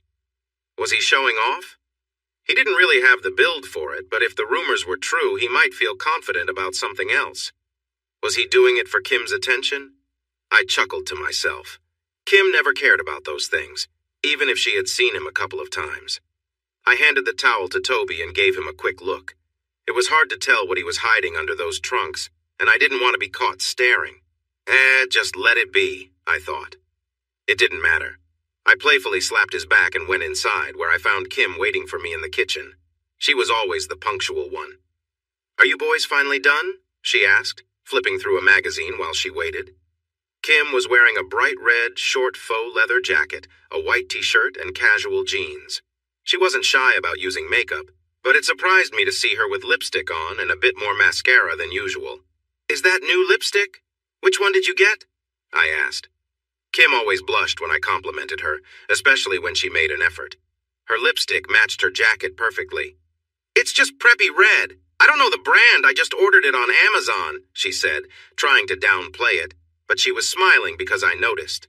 "It looks great with your jacket. It almost reminds me of the styles we want to make in Italy for Entrendy," I said, looking at her outfit. Entrendy was the name of our clothing company. "That was the plan," Kim said with a smile. So she did put thought into it. She looked really good. "Hurry up and get dressed. We need to leave soon." I nodded and went upstairs, giving a quick nod to Toby as he walked by. I stood in the middle of our bedroom, looking at myself in the mirror. I had just finished my shower after dropping Josh off at the airport. Now I stood in front of the mirror, my hair still wet and wrapped in a towel, while the rest of me was completely bare. I slowly placed my hand on my chest, taking a moment to feel my shape. They weren't the largest, but I thought they were nice. I shifted my gaze to my hips. They were a bit wide, but not very muscular. I had some strength from jogging and swimming, but I wasn't overly defined. I wouldn't call myself petite, yet I wasn't particularly large either. I didn't have a big backside, but I thought it looked pretty good. My face had been called cute and sometimes even exotic. I had olive skin and brown eyes. With the right makeup, I could look quite nice, especially with some red lipstick. I knew that I was attractive, but I never really saw myself as hot, no matter what Josh said. Maybe I was. It seemed that I had caught Toby's attention, and that made me feel wanted. Am I really hot? I wondered to myself, analyzing my appearance. It felt strange to think about myself like this, but recent events had sparked some curiosity. It was tough for me to view myself that way, especially since Josh was always seen as the handsome one. I knew I wasn't unattractive. I was fit from my swimming and jogging. Josh often complimented me, and I felt confident in my looks, so maybe I had just become too much of a homebody to notice. I rarely dressed up at home and only wore makeup when we were going out, but that was just how I preferred to be. I thought that I should do something nice for Toby. Sure, he had enjoyed some moments with me, but we both benefited from it. He had fixed my computer issues, and I wanted him to know I appreciated it. I put on some tight black boxers and turned away from the mirror. I aimed my phone to take a quick picture, capturing my back with the wet hair covering most of it. I wrote a simple message. Thanks for helping with my computer. Here's a little treat. Don't tell Josh. Before I could second-guess myself, I sent the message to Toby. I felt a rush of excitement. Of course, I would share it with Josh later, but for now, this little playful side felt fun, especially knowing how Toby might react. I lay in my bed, examining the picture on my phone. In my other hand, I held the boxers Toby had given me. I couldn't help but think about how this playful exchange made the day feel a bit different. Kimberly's soft fabric felt nice against my skin as I rubbed it. At first, I thought about keeping it as a special reminder, but I couldn't help myself. Kimberly was just too amazing. Now I had something of hers, which made the moment even better. She treated me kindly, even now. Or maybe she knew what she was doing. Why else would she give me her things? Did Kimberly want me to think about her? She hinted at it when she watched me earlier, and then she sent me that picture. I could sense she was interested. "Oh, Kimberly," I whispered in my room. I felt overwhelmed by emotions and thoughts about her. I wished she could see how much she affected me and how good I felt. Afterward, I felt so tired. Wow, Kimberly, you really wore me out, I thought before I fell asleep. Later, I was sitting in our living room watching a movie about some nuns when I heard Toby moving around in the kitchen. I was surprised to see him up so late since I was close to going to bed. I got off the floor where I like to sit against the sofa and saw him looking for a snack. "Can't sleep?" I called out. Toby grunted in response, so I sat back down. "Something like that. I napped earlier, so I'm wide awake," Toby said, closing the fridge. He seemed more relaxed now. I patted the couch next to me, inviting him to sit and watch the rest of the movie. Toby hesitated, but then moved over, glancing at the large TV. "What are you watching?" he asked. "Just a movie about some nuns," I explained. "Is it good?" "It's called Benedetto. They're supposed to be Italian, but everyone speaks French. At least it's interesting," I said. I didn't want to analyze it too much. "Interesting?" Toby asked. "Yeah, I can't get into a historical movie if the characters aren't intriguing. Don't you like interesting stories?" I joked lightly. "No, I mean yes," Toby replied quietly. "Well, it's getting more interesting," I said, looking back at the screen. "Don't just stand there. Sit down if you want to watch." I didn't turn to look at him, but I sensed him moving closer and sitting down a few feet away. Kimberly had joked about the movie being about two intriguing characters. The only person I wanted to watch it with was sitting just a short distance from me. Even in her casual black shirt and flannel pajama pants, Kimberly had a presence that drew attention. She was focused on her game, her eyes occasionally squinting as things happened on the screen. She wasn't wearing any makeup, but she didn't need it. She was naturally beautiful. At first, I tried to focus on the movie playing, wanting to avoid being a total creep. Kimberly didn't seem to notice, nor would she likely judge me if she did. Still, my eyes drifted to her, and I couldn't help but glance down at her. All I could see was her shoulders and the top of her chest, but I imagined what it would look like without the shirt. My thoughts wandered, and I tried to shake them off, but it was difficult. I felt embarrassed as my body reacted, and I hoped she wouldn't notice. I shifted slightly, trying to adjust myself, careful not to draw attention. Just then, Kimberly turned a little, but her eyes remained on the screen. I let out a quiet sigh of relief. But then, Kimberly spoke. "Listen, Toby," she said firmly, turning to sit on her knees facing me. "I know things have been awkward, but it's fine. We've told you it's okay. You don't have to act all uncomfortable." Her words caught me off guard, and I didn't know how to respond. She gave me a side look, a small smirk on her face, as if challenging me to either relax or take action. For the next few minutes, I tried to keep calm and focus on the movie, but it was impossible to concentrate. I wasn't sure what to do, but I could feel the tension in the air. A few minutes passed, and I didn't hear anything from her, but curiosity started to get the better of me. I glanced back, and there was Toby looking at me with a smirk. He seemed more confident now, as if he was waiting for me to make the next move. I decided to just focus on the moment, taking in the strange but oddly calm atmosphere between us. Instead of pushing further, we both just sat there, letting the awkwardness fade into the background. I couldn't look away. It was captivating, watching him, focused and intent. Toby seemed completely absorbed in what he was doing. The way he moved was almost mechanical, but there was an intensity in the air. Suddenly, Toby stood up, and for a moment I thought it was over. But when he moved the coffee table aside, I realized he was just shifting closer. It seemed like he thought this was part of a routine now. I didn't say anything, but a part of me didn't mind. There was something about the situation that felt raw and primal, though I couldn't fully understand it. Remaining where I was, I let my eyes travel up his figure, feeling oddly detached, yet somehow involved. I knew this was strange, but something about the moment kept me grounded. "Are you going to keep going?" I asked quietly, curious but calm. Toby didn't respond with words, just a nod and a focused expression. As I sat there, I found myself feeling a little more involved, though I tried to stay distant. It was a strange mix of emotions, but I knew I wasn't going to let things go too far. This was already far enough. I stayed still, trying to process what was happening, while Toby continued, caught up in the moment. My mind was racing, and I wasn't sure what to think, but I felt like I was in control, even if the situation was unusual. When it was all over, there was a strange sense of calm between us, as if the moment had passed and we both knew it was time to move on. Toby stood there for a second before stepping back, and I finally looked away, ready to put the whole thing behind me. This odd chapter had come to an end, and though it left me confused, I knew it was something that wouldn't happen again.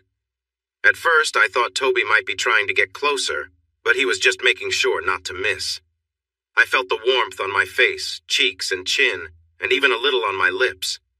His hand steadied himself, and I felt a small bit reach my mouth, but I quickly brushed it away, letting it join the rest. Finally, he was done. With a few last movements, Toby took a step back. Before I could think, I gently held his arm for just a second and gave him a quick, playful peck on his hand. He shuddered, and I let out a quiet laugh, realizing how sensitive he must be. He stepped away, probably both surprised and relieved. "See? All better," I said with a reassuring smile. He made a small noise in response, clearly still catching his breath. Afterward, I cleaned up at the sink. Toby had already disappeared, probably retreating to his room. The next morning arrived, and Josh would be back soon. I had spoken to him the night before and mentioned that I had something to tell him. We joked around on the phone, but I hadn't given him any details, promising to share when he got home. That morning, I woke up around 11. Some might call me lazy, but I had my own schedule and wasn't in any rush. After making an espresso, I heard the sound of bare feet in the hallway. It was Toby. My thoughts briefly drifted, but I shook them off, reminding myself to stay focused. I turned back to the espresso machine, acting as if it was just a normal morning. Toby entered the kitchen, and there was an awkward shuffle as he stood between the island and the fridge.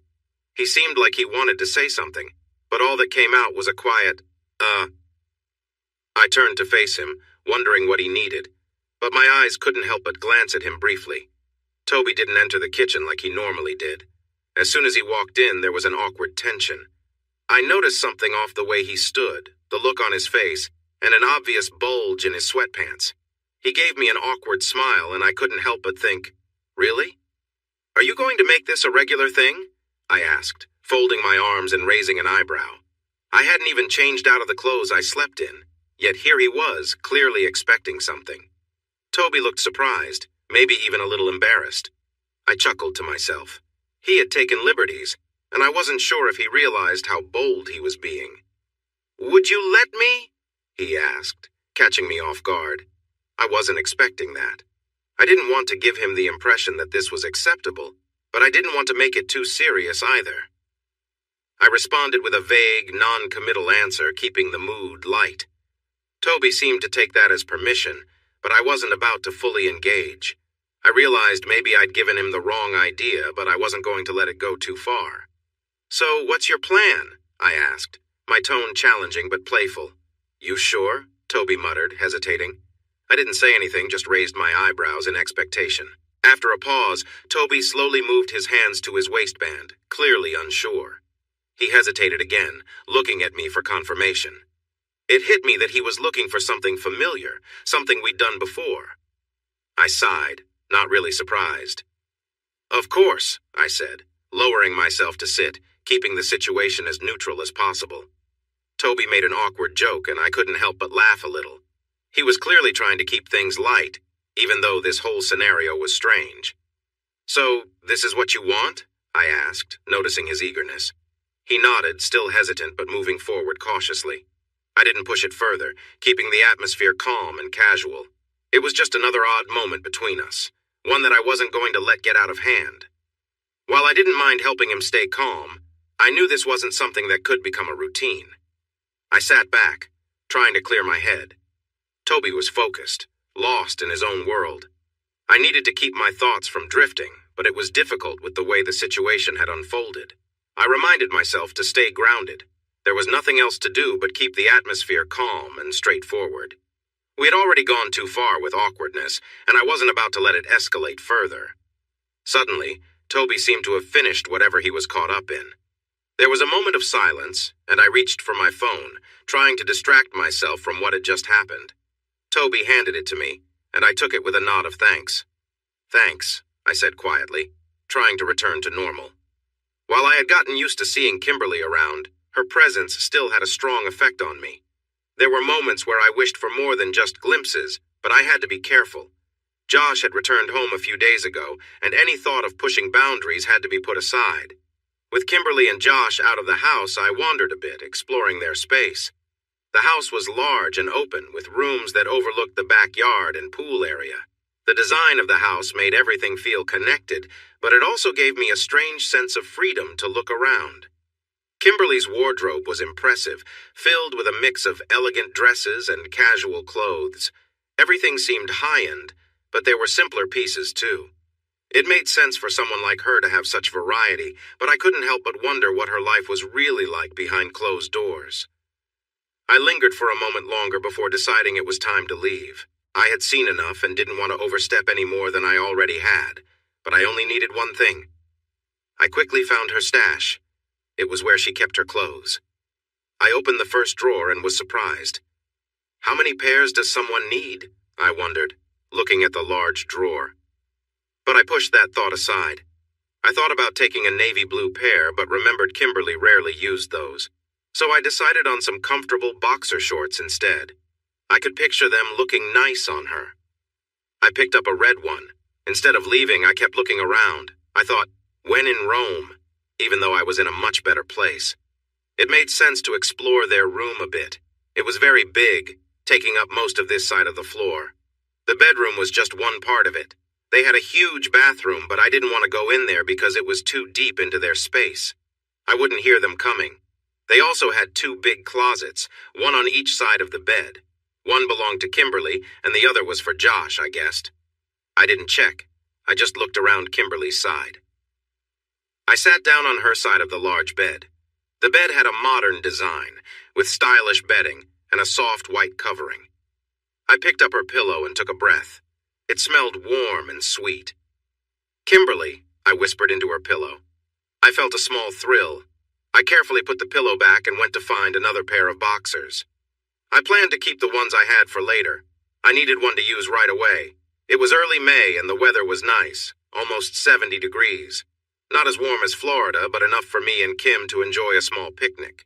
We both came from Michigan, so this felt warm to us. We took the fancy black Rolls-Royce today because it had more space for our things than the other cars. I really needed a regular vehicle. The park was a little far from our house, but it reminded us of the park near where we grew up, where we had shared our first kiss. That's why we liked coming here. It wasn't the same, but it felt familiar, with some fountains and nicely trimmed grass. It was sloped just right. We had that at home, but it felt nicer to take a trip. We do? I asked, joking. Yes. Hope's branded cars, remember? Kim laughed, looking at me with a smile. You signed the papers. I'm joking, Kim. Come on. Here, take a grape, I said, reaching for some blue grapes from the basket. Yes, we did it the classic way, with a picnic basket and a checkered blanket. I thought we should have taken the old E-Type instead, but it was too late now.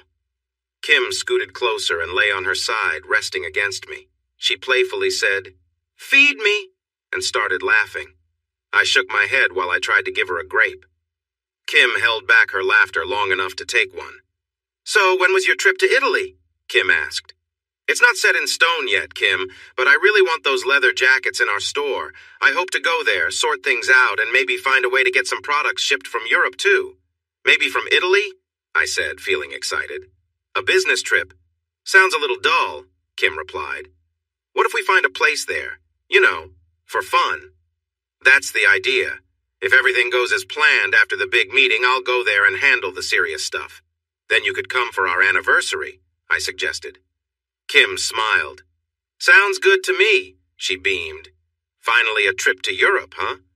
Who knows what souvenirs we might find? Shirts, shot glasses, maybe a little place in Naples? You never know, I joked. Kim giggled. Slow down there, big guy. Let's take it one step at a time, Kim said. I nodded, watching some kids play frisbee nearby. Kim then lay down on my chest and sighed happily. I did too. We relaxed like this for a while, enjoying the warm spring sun, listening to birds sing and smelling the flowers. I picked a few blades of fresh grass and twisted them in my fingers. We've come far, right? Kim asked, looking up at me while shielding her eyes from the sun with her hand. We have, I agreed. We should celebrate, Kim suggested. Are you thinking what I'm thinking? Party this weekend? We said almost at the same time. That reminds me, Kim said, lowering her voice a little. Do you know what I found in the laundry? I shook my head. My clothes. But I swear it wasn't me who wore them, Kim said, looking at me to see my reaction. Quickly, I replied, Really? Do you think Toby's wearing your shorts? Aren't they a bit small for him? Kim burst out laughing, nudging my shoulder and squirming in my lap. By the pool, we had a few sections set up. If you stood by the kitchen door, you would see the pool house on your right, with a grill, table, and comfy lounge chairs.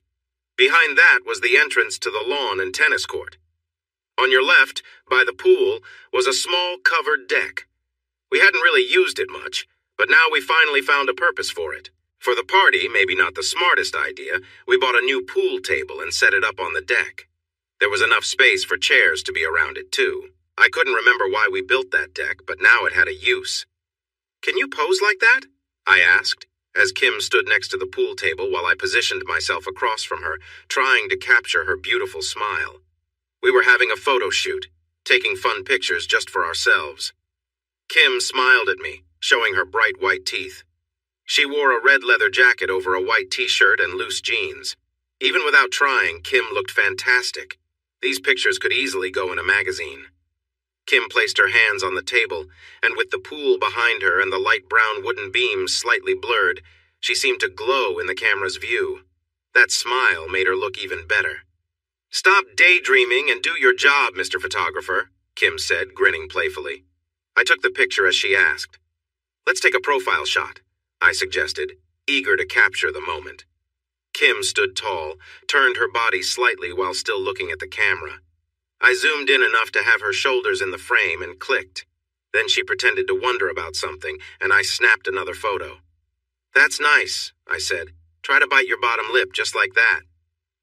I quickly took a few more pictures before putting the camera down. I had enjoyed the view long enough. What are you planning, big guy? Kim joked, squinting her eyes a bit as I stepped closer. I wrapped one arm around her and gently held her neck with my other hand, leaning in for a kiss. Kim smiled softly against my lips, and I felt a strong connection. After a moment, I turned her around, keeping the mood light and fun. Wow, Josh, really? Kim said playfully as I moved close to her. Sorry, I can't help it. You're really amazing, I replied, keeping it casual. It felt adventurous to be so carefree, even in our own backyard. I stayed close to her, enjoying the moment. Are we practicing for later? Kim teased, making me smile. I leaned in closer, feeling excited about what she might mean. I felt happy and lighthearted, wanting to show her how much she meant to me. Now let's get ready for when the guests arrive. Did you invite Luna and the others? I asked. Luna is my younger sister, visiting to check out a college. If she decided to go, she could stay with us, which would help her a lot. College was already taken care of, thanks to my support. Family means everything to me. Luna had been against it at first, but I eventually made the final decision, and that was that. She wanted to stay independent, which was okay with me. I would never hold that against her. In some ways, Luna was like Kim. They both loved gaming. But while Luna enjoyed drawing and watching anime, Kim was more into serious gaming and didn't care much for the fandoms. They did share some of the same terms and phrases.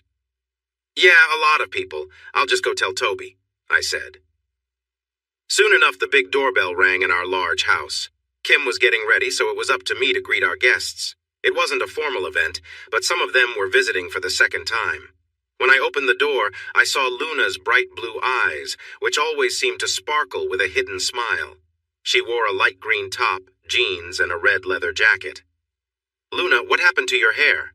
I asked, looking her over. Usually she had long blonde hair, but today it looked different and very cool. Her hair was dyed a steel gray, almost silver, and she had cut the sides into a mohawk style. The long, wavy hair on one side made her look like a character from a futuristic story, especially with her sporty outfit. I wanted a change. It's called silver blonde balayage. What do you think? Luna replied, flipping her hair to the other side. Kim mentioned you were looking into leather jackets, so here's a little preview. Oh, and I brought my friends. She motioned to Linda, Jen, and Robert, who were all waving behind her. Welcome back, everyone! I cheered, inviting them in. You're the first guests. Oh, the honor, Luna joked as she walked past me, giving me a playful smile while handing me a flask. Be good, Luna, I teased back. Oh, she's not the one to be good, Linda chimed in as the group entered. How's the PUBG going? Luna asked while we were catching up in the kitchen. Luna was Josh's younger sister, which made her feel like family to me, too. She was slightly taller than me, and I had to admit she was quite lovely in a unique way. We had a similar nerdy charm, although she was half Norwegian and half Italian like Josh, while I was fully Latina. Luna was really pretty, and she even had a nose ring, which I could never pull off. But it was nice that she was also a big gamer, just like me. Even though she always wanted me to watch those cartoons, I just couldn't stand them. Anime was the worst. It was so cheesy, and the loud sounds were really irritating. It's okay. CLG is trying to put a team together again, but the players they're looking at, not the best, I said.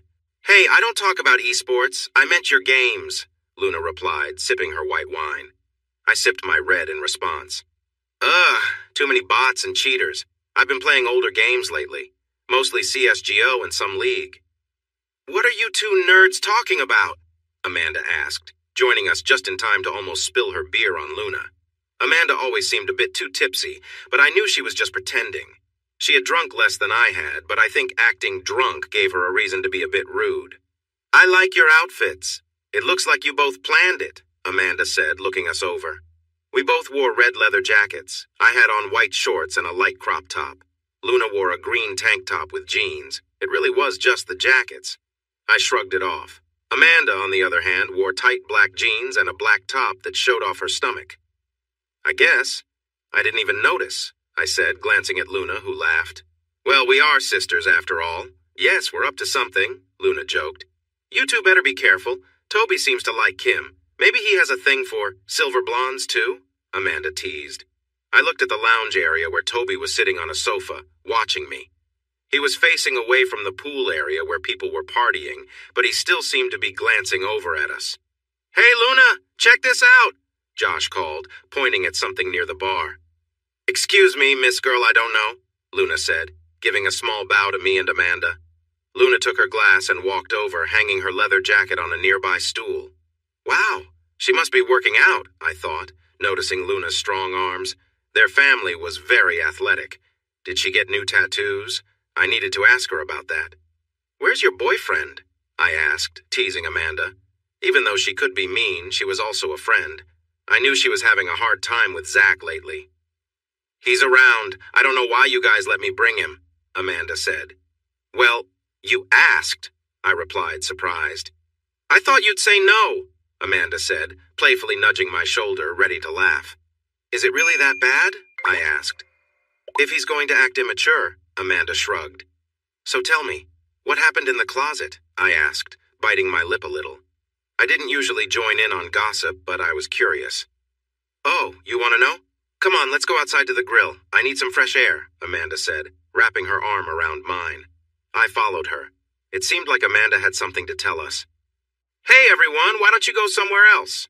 Amanda said to the guys by the grill. She was pretty bold. They all frowned but left. Amanda had that kind of power over people. I smiled. Amanda leaned back on a sun lounger and looked across the pool at the dancers. I took a seat on the edge of one next to her. "What's up with the secrets? Stop keeping us in suspense," I said. Amanda hesitated, gazing at the water as if she was recalling something important. I couldn't get him to finish," she whispered. "What do you mean?" "Toby. When I helped him last time, that has never happened before. I wanted to, and usually all guys finish when I help them. But Toby just held back, like he was trying really hard." "He was probably saving it," I said, thinking out loud. "What?" "Yeah, I think Toby was hoping for a chance to get closer with me," I explained. "I think he likes me." "Ooh, you have an admirer. Lucky you because," Amanda said, then leaned in and whispered playfully, "He's quite something." We both burst into giggles, sharing a moment that felt a bit mischievous. Maybe Amanda wasn't that bad after all. But then our fun got interrupted. "What are you two laughing about?" Zach asked, approaching with a serious face. He had been talking to some friends. "Just girl talk," I said, laughing. Zach rolled his eyes, not the friendliest guy. "Enough, I need to talk to Amanda," Zach said, ignoring me. I decided to be a good friend and crossed my arms in protest. But Amanda touched my shoulder and said, "It's fine." I hesitated, but eventually walked back inside. Hours later, as the party started winding down, the usual group was back together. We had invited more people, but most were either asleep waiting for rides or had already gone home. The remaining guests felt like our usual crowd: Kim, me, Linda, Jen, Robert, Amanda, and Toby. This time, there was no Zach, but my little sister Luna was with us. Zach was asleep somewhere outside. The rest of us were seated on the couch, having shed our jackets since it had warmed up. "Who brought that strong drink?" I asked, while mixing a tray of drinks for our guests. "Who cares?" Amanda said. "Come over here. We're playing Bottle Dares again." I turned and saw she had gathered everyone back on the couches. Toby and Kim were on the two-seater closest to me. To their left sat Linda, Jen, and Robert on a three-seater. Opposite them, Amanda and Luna sat together. That left me alone on a three-seater with my back to the pool. "Josh, can you get me a cider instead of a drink?" "I'm finished with the heavy drinking for now," Linda said. "More dares? Please, no inappropriate stuff this time," I replied, bringing over a tray of drinks. "Okay," Amanda pouted. "Not yet." "My sister is here," I complained. "Inappropriate? What happened last time?" Luna asked. "Don't ask," I mumbled, leaning back on the sofa. "All right then. You don't want this to be awkward, so why don't you start, Josh?" Amanda suggested. "Hey, what about the rules?" Luna protested. I picked up an empty bottle and took a breath. "So, I'll make a dare that includes 2 people, then spin the bottle to choose them. Let's see. One has to wrestle the other to the ground. We did that last time," I said, setting the bottle on the table. "Now I'll spin it to see who will wrestle," I said, spinning the bottle. It stopped on Robert. "And I guess I'm getting taken down, so what do you say, Robert?" "Sounds easy," Luna said, enjoying her drink. "Are you two just going to wrestle forever?" "Nah, I probably should have set a time limit. How about, take me down in 20 seconds? "Okay," Robert replied. We moved to the space between the lounge and the kitchen. As soon as Kim started the timer, Robert jumped at me, but 20 seconds later he was the one panting, while I still stood firm. "Wow, you've got good balance," Robert said, catching his breath. "Now it's my turn." Robert picked up the bottle, thought for a moment, and then said, "Let's keep the physical challenges going. Someone has to do squats while carrying another. So Linda. Okay, I get it, Luna said. Linda has to squat with Kim on her back. Simple enough. Linda stood up, flexing her arms. Kim laughed and playfully bit her lip at Linda's show. I couldn't help but notice Linda's outfit. She wore tight black jeans and a loose maroon top. She had some makeup on that highlighted her gray eyes and made her lips shine a little. She looked really good. As Linda got Kim ready on her back, it was clear that Kim admired her too. Kim moved to Linda's side, but Linda stopped her, saying, "No, I want to see your face while I do this." So, things were getting a bit awkward anyway. I glanced at Luna, not wanting her to feel uncomfortable, but she seemed curious about Linda's confidence too. I turned back to Kim, who had her legs wrapped around Linda as they held each other in a tight hug. "How many? 5?" Linda whispered, just inches from Kim's face. Kim's hair floated as Linda breathed on her. Kim nodded. Then Linda stepped over to the space between my sofa and theirs to make some room, easily carrying my wife with her. "Wow, you're really strong, Linda," I said. "Lots of squats, my friend." Linda laughed, giving herself a playful tap. Linda got into position and faced us, bending her knees until she went low. Then she pushed herself back up. Kim giggled against Linda's neck, holding on tight so she wouldn't fall. "Be careful, you're tickling me," Linda laughed back. "I think Linda could take you down if she had a little more time," Amanda joked, looking at me. I chuckled to myself, not minding the idea at all. Linda quickly did 4 more squats with ease, then gently set Kim down on the sofa next to Toby. Instead of sitting back in her old spot, she climbed over me and settled in right between me and Luna. "All right, my turn. This person needs to make a nice poem for the other person," Linda said as she spun a bottle. And guess who it landed on? Me. "Oh no," I said, and everyone laughed. Linda spun it again. For a second it looked like it would point to Amanda, but then it rolled a bit, landing on my little sister, Luna. "Oh no," I said again, and the others laughed again. "Oh wow, how interesting," Amanda chuckled. "Come on, Amanda," I said playfully. "All right, give me a moment to think of a good rhyme." Luna blinked at me dramatically. "I can't stop my tears, what a lovely poem," she joked. I was relieved she wasn't making it awkward. Luna took a sip of her drink, looking at me. The others started chatting while I tried to think. After a few minutes, I finally came up with something. "Okay, here we go. I'm sticking with a classic rhyme style," I said, standing up, clearing my throat and beginning. "I present to you, Luna, my little sister." "Whose drink is that? I think I know." Its owner is quite happy, though, full of joy like a bright rainbow. I watch her laugh. I say hello. She shakes her drink with flair and laughs until she can't bear. The only other sounds are near, of distant waves and birds in the air. The drink is half full, half empty. It's deep, but she promises to keep. After cake and lots of sleep, sweet dreams come to her cheap. She rises from her cozy bed, with thoughts of kittens in her head. Her spread is jam with lots of bread, ready for the day ahead. There was a short silence as I looked at the small group. "Oh, that is so sweet," Jen said, resting her chin on her hands. "I do enjoy jam, and I do have a drink that's half empty, or is it half full? So many questions," Luna said, swirling her glass around while inspecting it thoughtfully. "See? I'm learning. I promise," I joked, having borrowed most of that poem. I glanced at Kim. "You really hit the mark with that one," Kim laughed. "Can I spin now?" Luna asked. Amanda nodded eagerly since she was in charge of the game. "All right, let's have some fun," Luna said. "First person takes a shot, and the other needs to join in." "Sounds fun," Amanda smiled brightly. The bottle pointed to Amanda. "Even more interesting," Amanda smiled again. Then it pointed to Kim. "Looks like you're winning them over tonight," I joked, playfully nudging Kim. Kim seemed to be in a light-hearted mood. Instead of moving away, she leaned back against Toby.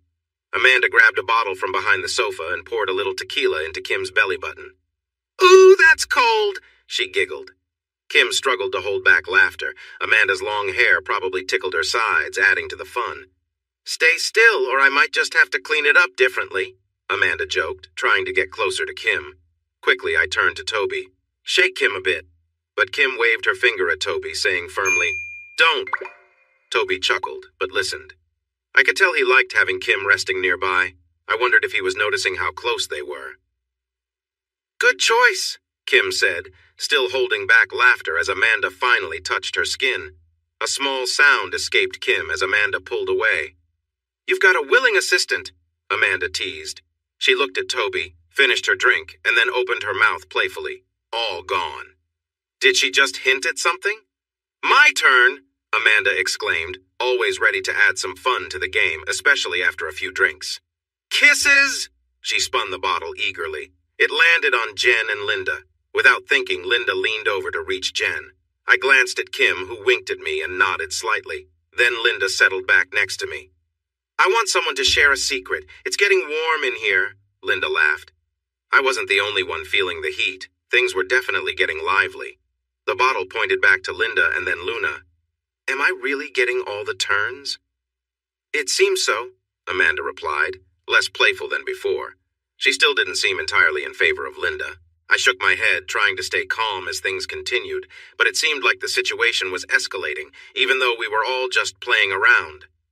Linda didn't miss a beat and playfully blew a kiss toward Amanda before leaning in close to Luna. They whispered something I couldn't hear, and suddenly Luna's eyes went wide. When they pulled back, Luna shot me a quick look, giggling quietly behind her hand. Meanwhile, Linda avoided eye contact. "What's going on?" I asked, confused. "Wouldn't you like to know?" Luna teased, clearly trying to keep things light. "Your turn to spin, Linda." "Fine, more kissing. And I mean the real deal, no shortcuts," Linda said with a mischievous grin. "Wait, didn't we say no more of this earlier?" I started to object, but before I could finish, the bottle was spinning again. This time, it seemed like it was heading my way. I watched closely as the bottle spun, passing by Amanda, Luna, Linda, me, Kim, Toby, Jen, and Robert, before finally stopping, on Luna. I gulped. This was the last situation I wanted to be in. Luna didn't look thrilled either, but the others found it hilarious. Luna hesitated, then leaned forward with a joking smile, trying to break the tension. "Well, I guess this is your reward for that poem," she said, trying to keep it light, though the awkwardness was clear. "Oh no, I said the real deal," Linda chimed in, determined to push things further. "This is so uncomfortable," I muttered under my breath. Amanda, never one to miss a chance for a joke, added, "Hey, nothing like sibling bonding, right?" Luna frowned, but slowly made her way over to me. I couldn't believe this was actually happening. Linda moved closer, clearly amused by the whole situation.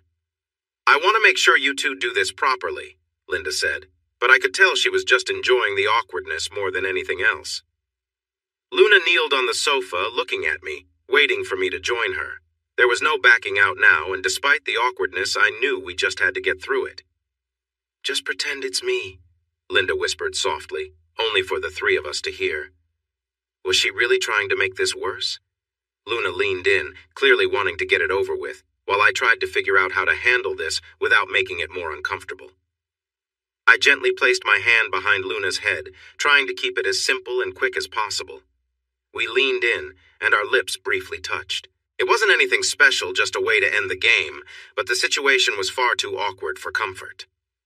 The room was silent except for a few awkward laughs. This had to be one of the weirdest moments yet.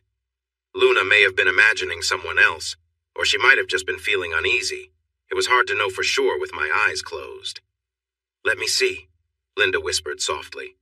I felt Luna lean in a bit. A wave of nausea hit me, but we had to finish this. So when she leaned in again, I prepared myself. Surprisingly, Luna was a good kisser, even if it was uncomfortable. "That is so exciting," Linda said, clearly enjoying the moment. This seemed to be all Luna needed to pull away. I maybe should have been the one to stop it, but at least it was over.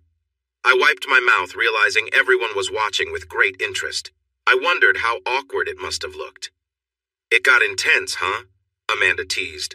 "Oh, there was definitely some intensity," Kim added, and both of them laughed. "All right, fun's over. I'm going to grab a drink. Anyone want something, Luna?" Luna nodded in disgust, clearly in need of something stronger. "Are you going to buy her a drink now?" Kim joked. I just shook my head. A few minutes later, I handed a cider to Luna. I was ready to move on. I need a break after that, so that's the dare. May luck be on our side. The bottle spun and pointed right at me. "Oh no!" I shouted. "Did I have a thing for being chosen or what?" The girls laughed. "Pick me," Kim said playfully. "No way. You've had enough time with him. I'm up," Amanda replied with a grin. "I want to see those muscles." Kim shot Amanda a look that seemed to say she didn't mind. Had the two of them been getting closer recently? I spun the bottle again, hoping it would land on someone else this time. Any other person would be fine. I'd be okay participating with anyone. A girl would be nice, but guys need affection too, right? But luck smiled at me. It landed on Amanda. "So, do the rules apply here?" I asked. Kim nodded and said, "Be as lively as you want, but no touching. Right, Amanda? Stripper rules." "That's no fun," Amanda said, pouting for a moment before breaking into a cheeky smile. "I wanted to see those muscles up close." I quickly got up and helped Amanda off the sofa. "Don't pout! You have 60 seconds. Grab a chair from the kitchen and bring it here." "We're going to watch the show, right?"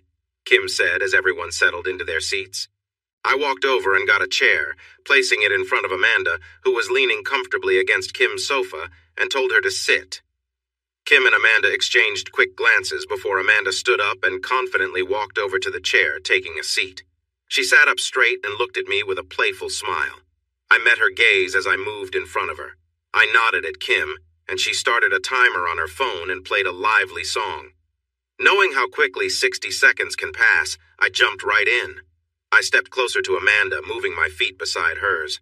I leaned forward, resting my hands on the back of the chair just inches from her face. Amanda playfully stuck her tongue out, but I quickly straightened up, shaking my finger at her with a cheeky grin. I began to sway my hips to the rhythm as I started to unbutton my shirt. I did it with some flair, but I couldn't resist the moment. As time rushed on, I dramatically pulled my shirt off and tossed it aside. "Wow, my husband is looking great," I heard Kim say quietly as I showed off my toned upper body. But I wasn't finished. I leaned back toward Amanda, my hands still on the chair, feeling her warm breath nearby. I shifted a bit to position myself closer, syncing my movements with the music. Suddenly, I heard the timer go off from Kim's phone. "Just when it was getting better," Amanda said, reaching out to touch me but pulling back at the last moment, looking a bit overwhelmed. I stepped away, lightly tousled Amanda's hair and headed back to join the others, who cheered for me. I glanced at Luna, and she appeared a bit surprised, watching everything unfold. "Do I get to pick again? I feel like I'm in trouble no matter what," I said. "Okay, the next person chosen has to give a back massage. Maybe I can make it fun." I spun the bottle and it landed on Kim and Toby. I nearly spit out my drink, realizing I had almost forgotten about them. Now Toby would give Kim a massage. Had they ever touched before? I knew he had done other things, but this felt different. "Should I spin the bottle while getting the massage? Is 60 seconds okay?" Kim asked, looking at me. I nodded in response. Kim took the bottle and announced, "Someone has to remove a piece of clothing of the other's choice." I held my breath, remembering that I already had my shirt off. I was too distracted to notice who the bottle landed on as Kim turned in her seat for her massage. My attention was on Toby, who was focused as he worked his hands on her shoulders. Kim let out a relaxed sigh as his fingers pressed into her back, and I couldn't help but watch. "Josh, come on, make a choice." Amanda's voice snapped me back to the game. "Oh, right, socks," I said absent-mindedly, spinning the bottle without even noticing who it landed on. To my dismay, it was Linda who took off her socks, looking a little disappointed. "Great," I muttered. "I want to see something more fun," Amanda interrupted, stopping the bottle. "How about one person has to kiss the other for 30 seconds? I groaned. "This is getting out of hand. Games like this were always tricky when family was involved." I glanced at Kim, who was just finishing her massage and stretching with a satisfied sigh. Thankfully, the bottle landed on Linda and then back on Amanda. "Let's take this somewhere else," Linda said, standing up quickly. "How about by the pool? It's quiet and private enough." Amanda didn't look thrilled, but shrugged. "Fine, let's just get it over with." I grabbed a towel for Amanda as she followed Linda outside, hoping they'd find a way to handle it on their own terms. I didn't need to know what happened, so I decided to keep the rest of the group entertained. "Luna, how about you spin next?" I suggested, trying to shift the focus. "All right, let's keep the fun going," Luna exclaimed, immediately spinning the bottle with enthusiasm. To my surprise, the bottle landed on Kim and Toby. Kim, looking a bit flustered, probably from the drinks, grabbed Toby and guided him to a chair. She seemed more playful than usual, maybe feeling the effects of the alcohol. She nodded at me, signaling that she was about to turn the energy up. Kim moved gracefully, her movements slow and deliberate. She danced around Toby, swaying her hips, clearly making him feel the moment. Toby looked a bit overwhelmed, but didn't stop her. She leaned into him, her back pressing against his chest, and I could see the excitement in his eyes as Kim danced close to him, all while keeping the atmosphere light. She didn't push the situation too far, but she knew how to keep the fun going. It was all part of the game, and everyone seemed to be enjoying the lightheartedness of it all. Did she just flick her tongue? "Time's up!" Luna shouted, pouring herself another drink. Was she getting tipsy? I didn't mind, but I knew either I or Kim would end up helping her if things got messy. "Oh my goodness," Amanda suddenly said as she walked back in.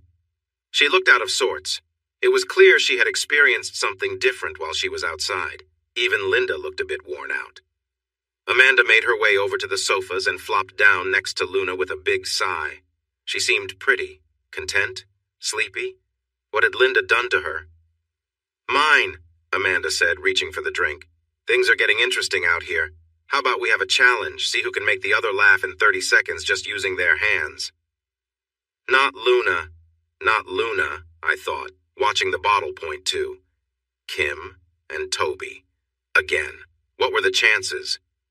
Toby looked pretty pleased with himself, even more than usual.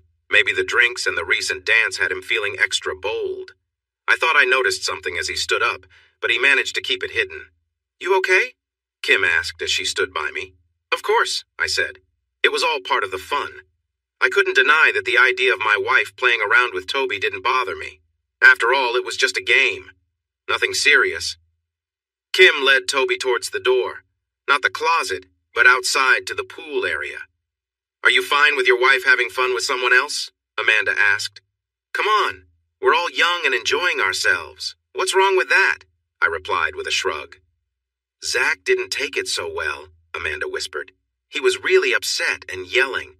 "Listen to the big guy," Luna joked, waving her hand. "Hey, Linda and I have been putting you girls through a lot of fun, so it's only fair that Toby gets some joy," I joked back. Kim and Toby were already outside, and the girls, along with Robert, were clearly not happy. "Really?" Linda said, sipping her drink. "The luck just wasn't on our side," Jen replied. "You think pretty highly of yourself, huh?" Luna said, playfully hitting my chest. "What if we try some straight-up dares?" Amanda suggested. "If he thinks he can make us laugh, we should give it a shot. I bet we can take Josh and toss him into the pool." "Hold on. No need to get carried away. Hey!" I said, jumping off the sofa to escape. Like a pack of playful animals, they began to circle around me. Or at least that's how it felt in my tipsy state. "Luna, you take his arms, and Linda, you're the strongest, so you grab his legs." I tried to run, but Linda was too quick and caught my legs before I could move. I knew how to fall safely, so I didn't hit the ground hard. Before I knew it, my sister and Amanda had grabbed my arms, dragging me along. I could have easily pulled free, but getting pulled along by a group of laughing girls? Why stop that? "Wow, you're heavy," Amanda groaned, struggling with my weight. "You've got to be at least 200 pounds. Linda added, clearly putting in some effort. "Come on, girls, have mercy." I laughed, going along with the fun. Robert held the door open, and soon the cool night air hit me. That's when I realized they were serious. I made a small attempt to resist, but I wasn't really fighting it. "Hey, I don't even have swim trunks on," I protested. "Neither did we, but you still made us get soaked, showing off your six-pack and muscles," Amanda shot back as they carried me towards the pool. "Robert, how about grabbing me a towel?" I said, trying to sound casual, as if I wasn't about to be tossed into the water. "I'm feeling like a swim any second, Nun." And with that, they tossed me into the air, sending me crashing into the cold pool. The water hit like ice, but as I surfaced, I laughed loudly and backstroked to the other side. "So refreshing. How about it, girls? Ready for a swim?" I called, hoping to coax them in. But they just laughed, heading back inside, clearly satisfied with their prank. I decided to take a lap anyway, enjoying the peaceful night air. Throughout the evening, I could feel Toby's subtle attempts to get closer to me. At first, it was just his hand resting on my thigh. but as the night went on, he grew a bit more daring. I could have stopped it if I wanted to, but I didn't mind the attention. Maybe I even leaned into it a little. He tested the waters, moving his hand behind me or gently resting it on my knee when he reached for his drink. It was like he was waiting to see if I'd stop him or how far he could go. Though he didn't push it too far, I could sense what he was hoping for. When Amanda leaned in for a playful belly shot, I laid my head in Toby's lap and I noticed his reaction. He seemed flustered but didn't move. I could tell he was enjoying it, and my outfit, a white crop top and shorts, probably didn't help. I kept things playful, knowing where the line was. Then came the lap dance, and the night took another turn. Toby had been pushing boundaries all evening, and I could feel the tension building. It was exciting, though I knew nothing would come of it. Still, the energy was palpable, and it would no doubt carry into my time with Josh later. I could already feel the adrenaline rushing through me. Now, I found myself kneeling by the pool, with Toby sitting back on a lounge chair. The pool's dim light cast faint shadows, and I could see the tension in his posture. The dare was simple. I had 30 seconds to make him feel something. It wasn't about anything inappropriate, it was just part of the game. Toby was clearly nervous but excited, and I had to admit the situation had me on edge as well. "All right, let's get this over with," I said, keeping control of the moment. Toby didn't speak, but he responded quickly, shifting slightly as he leaned back. I placed my hand on his leg, keeping things simple and not pushing the boundaries too far. My goal was just to play along without making it uncomfortable for either of us. As my hand rested on his thigh, I could feel the nervous energy radiating from him. The 30 seconds would fly by, and I knew he was waiting to see what would happen next. I kept my movements light, just enough to tease without crossing any lines. Toby seemed both relieved and tense at the same time. The game, while playful, had its limits. I knew where the line was, and I wasn't going to cross it. I lightly placed my hand on Toby's leg, keeping things subtle as I prepared for the next part of the dare. "Toby, start the timer," I said. Toby pulled out his phone, set the clock, and gave me a nod.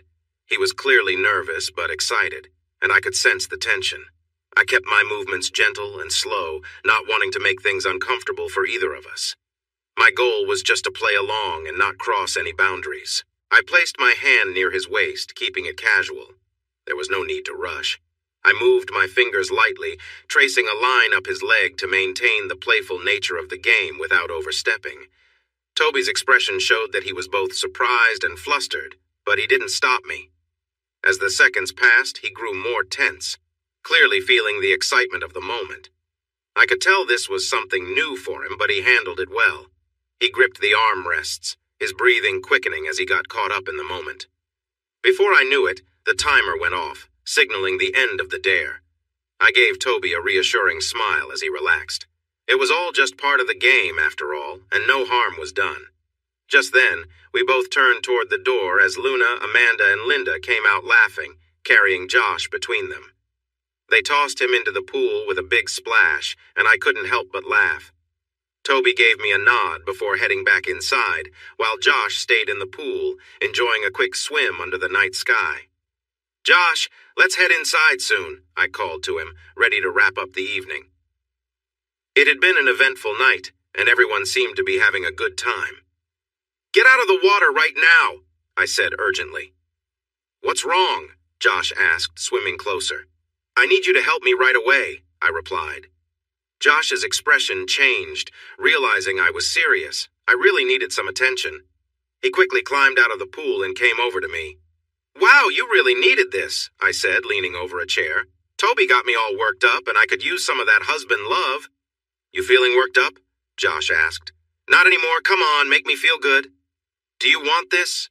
Josh asked, moving closer. "Yes, give it to me," I said, leaning back against him. And Josh did just that, making me feel wonderful. His strength was impressive, and the more he moved, the better it felt. Soon, I was writhing with delight.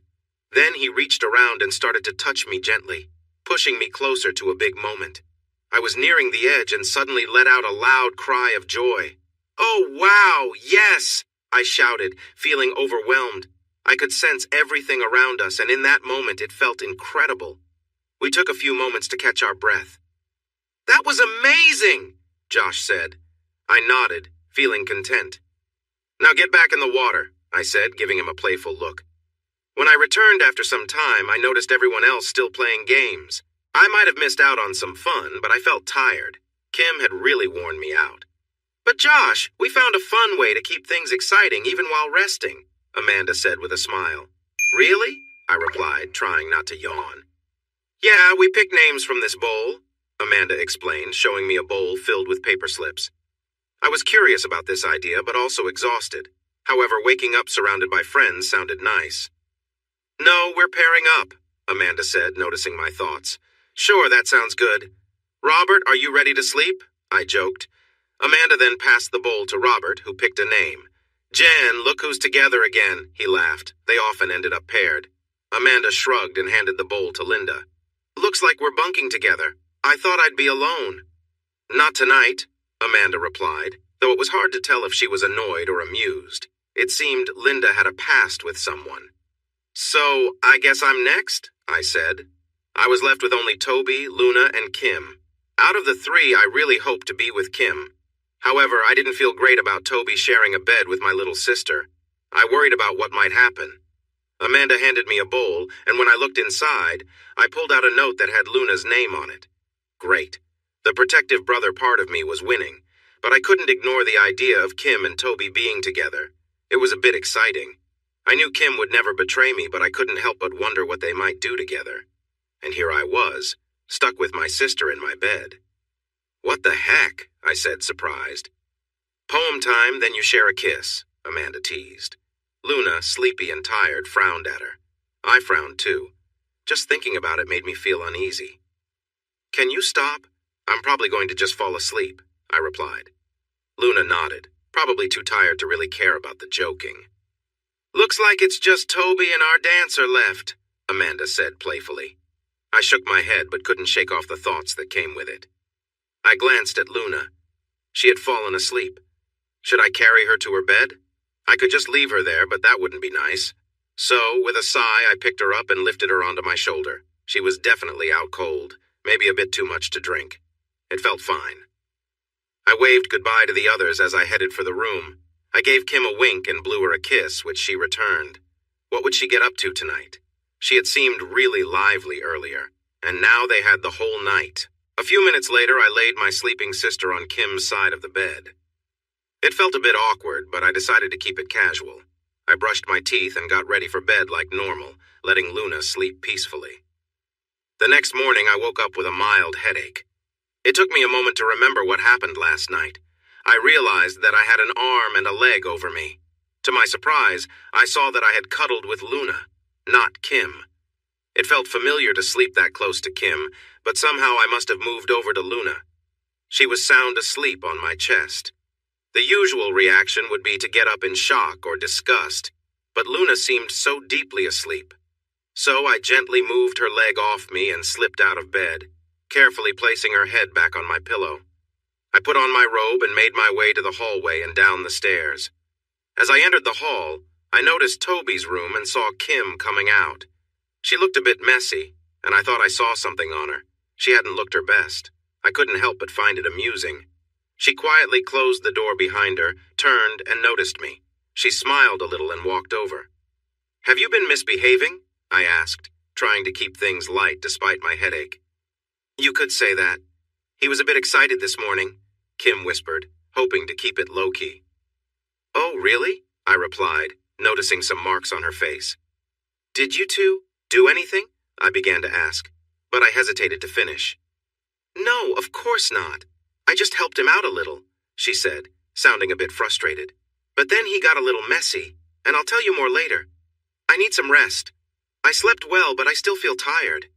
Maybe it's the drinks. You know I can't sleep well unless I'm back in my own bed. All right then, feel free to go. Luna is upstairs, though. Kim shrugged and went upstairs. Thanks for watching this video. Don't forget to subscribe to Infidelity Plus to stay updated with more captivating tales of infidelity and payback. Turn on notifications so you're the first to see our latest content.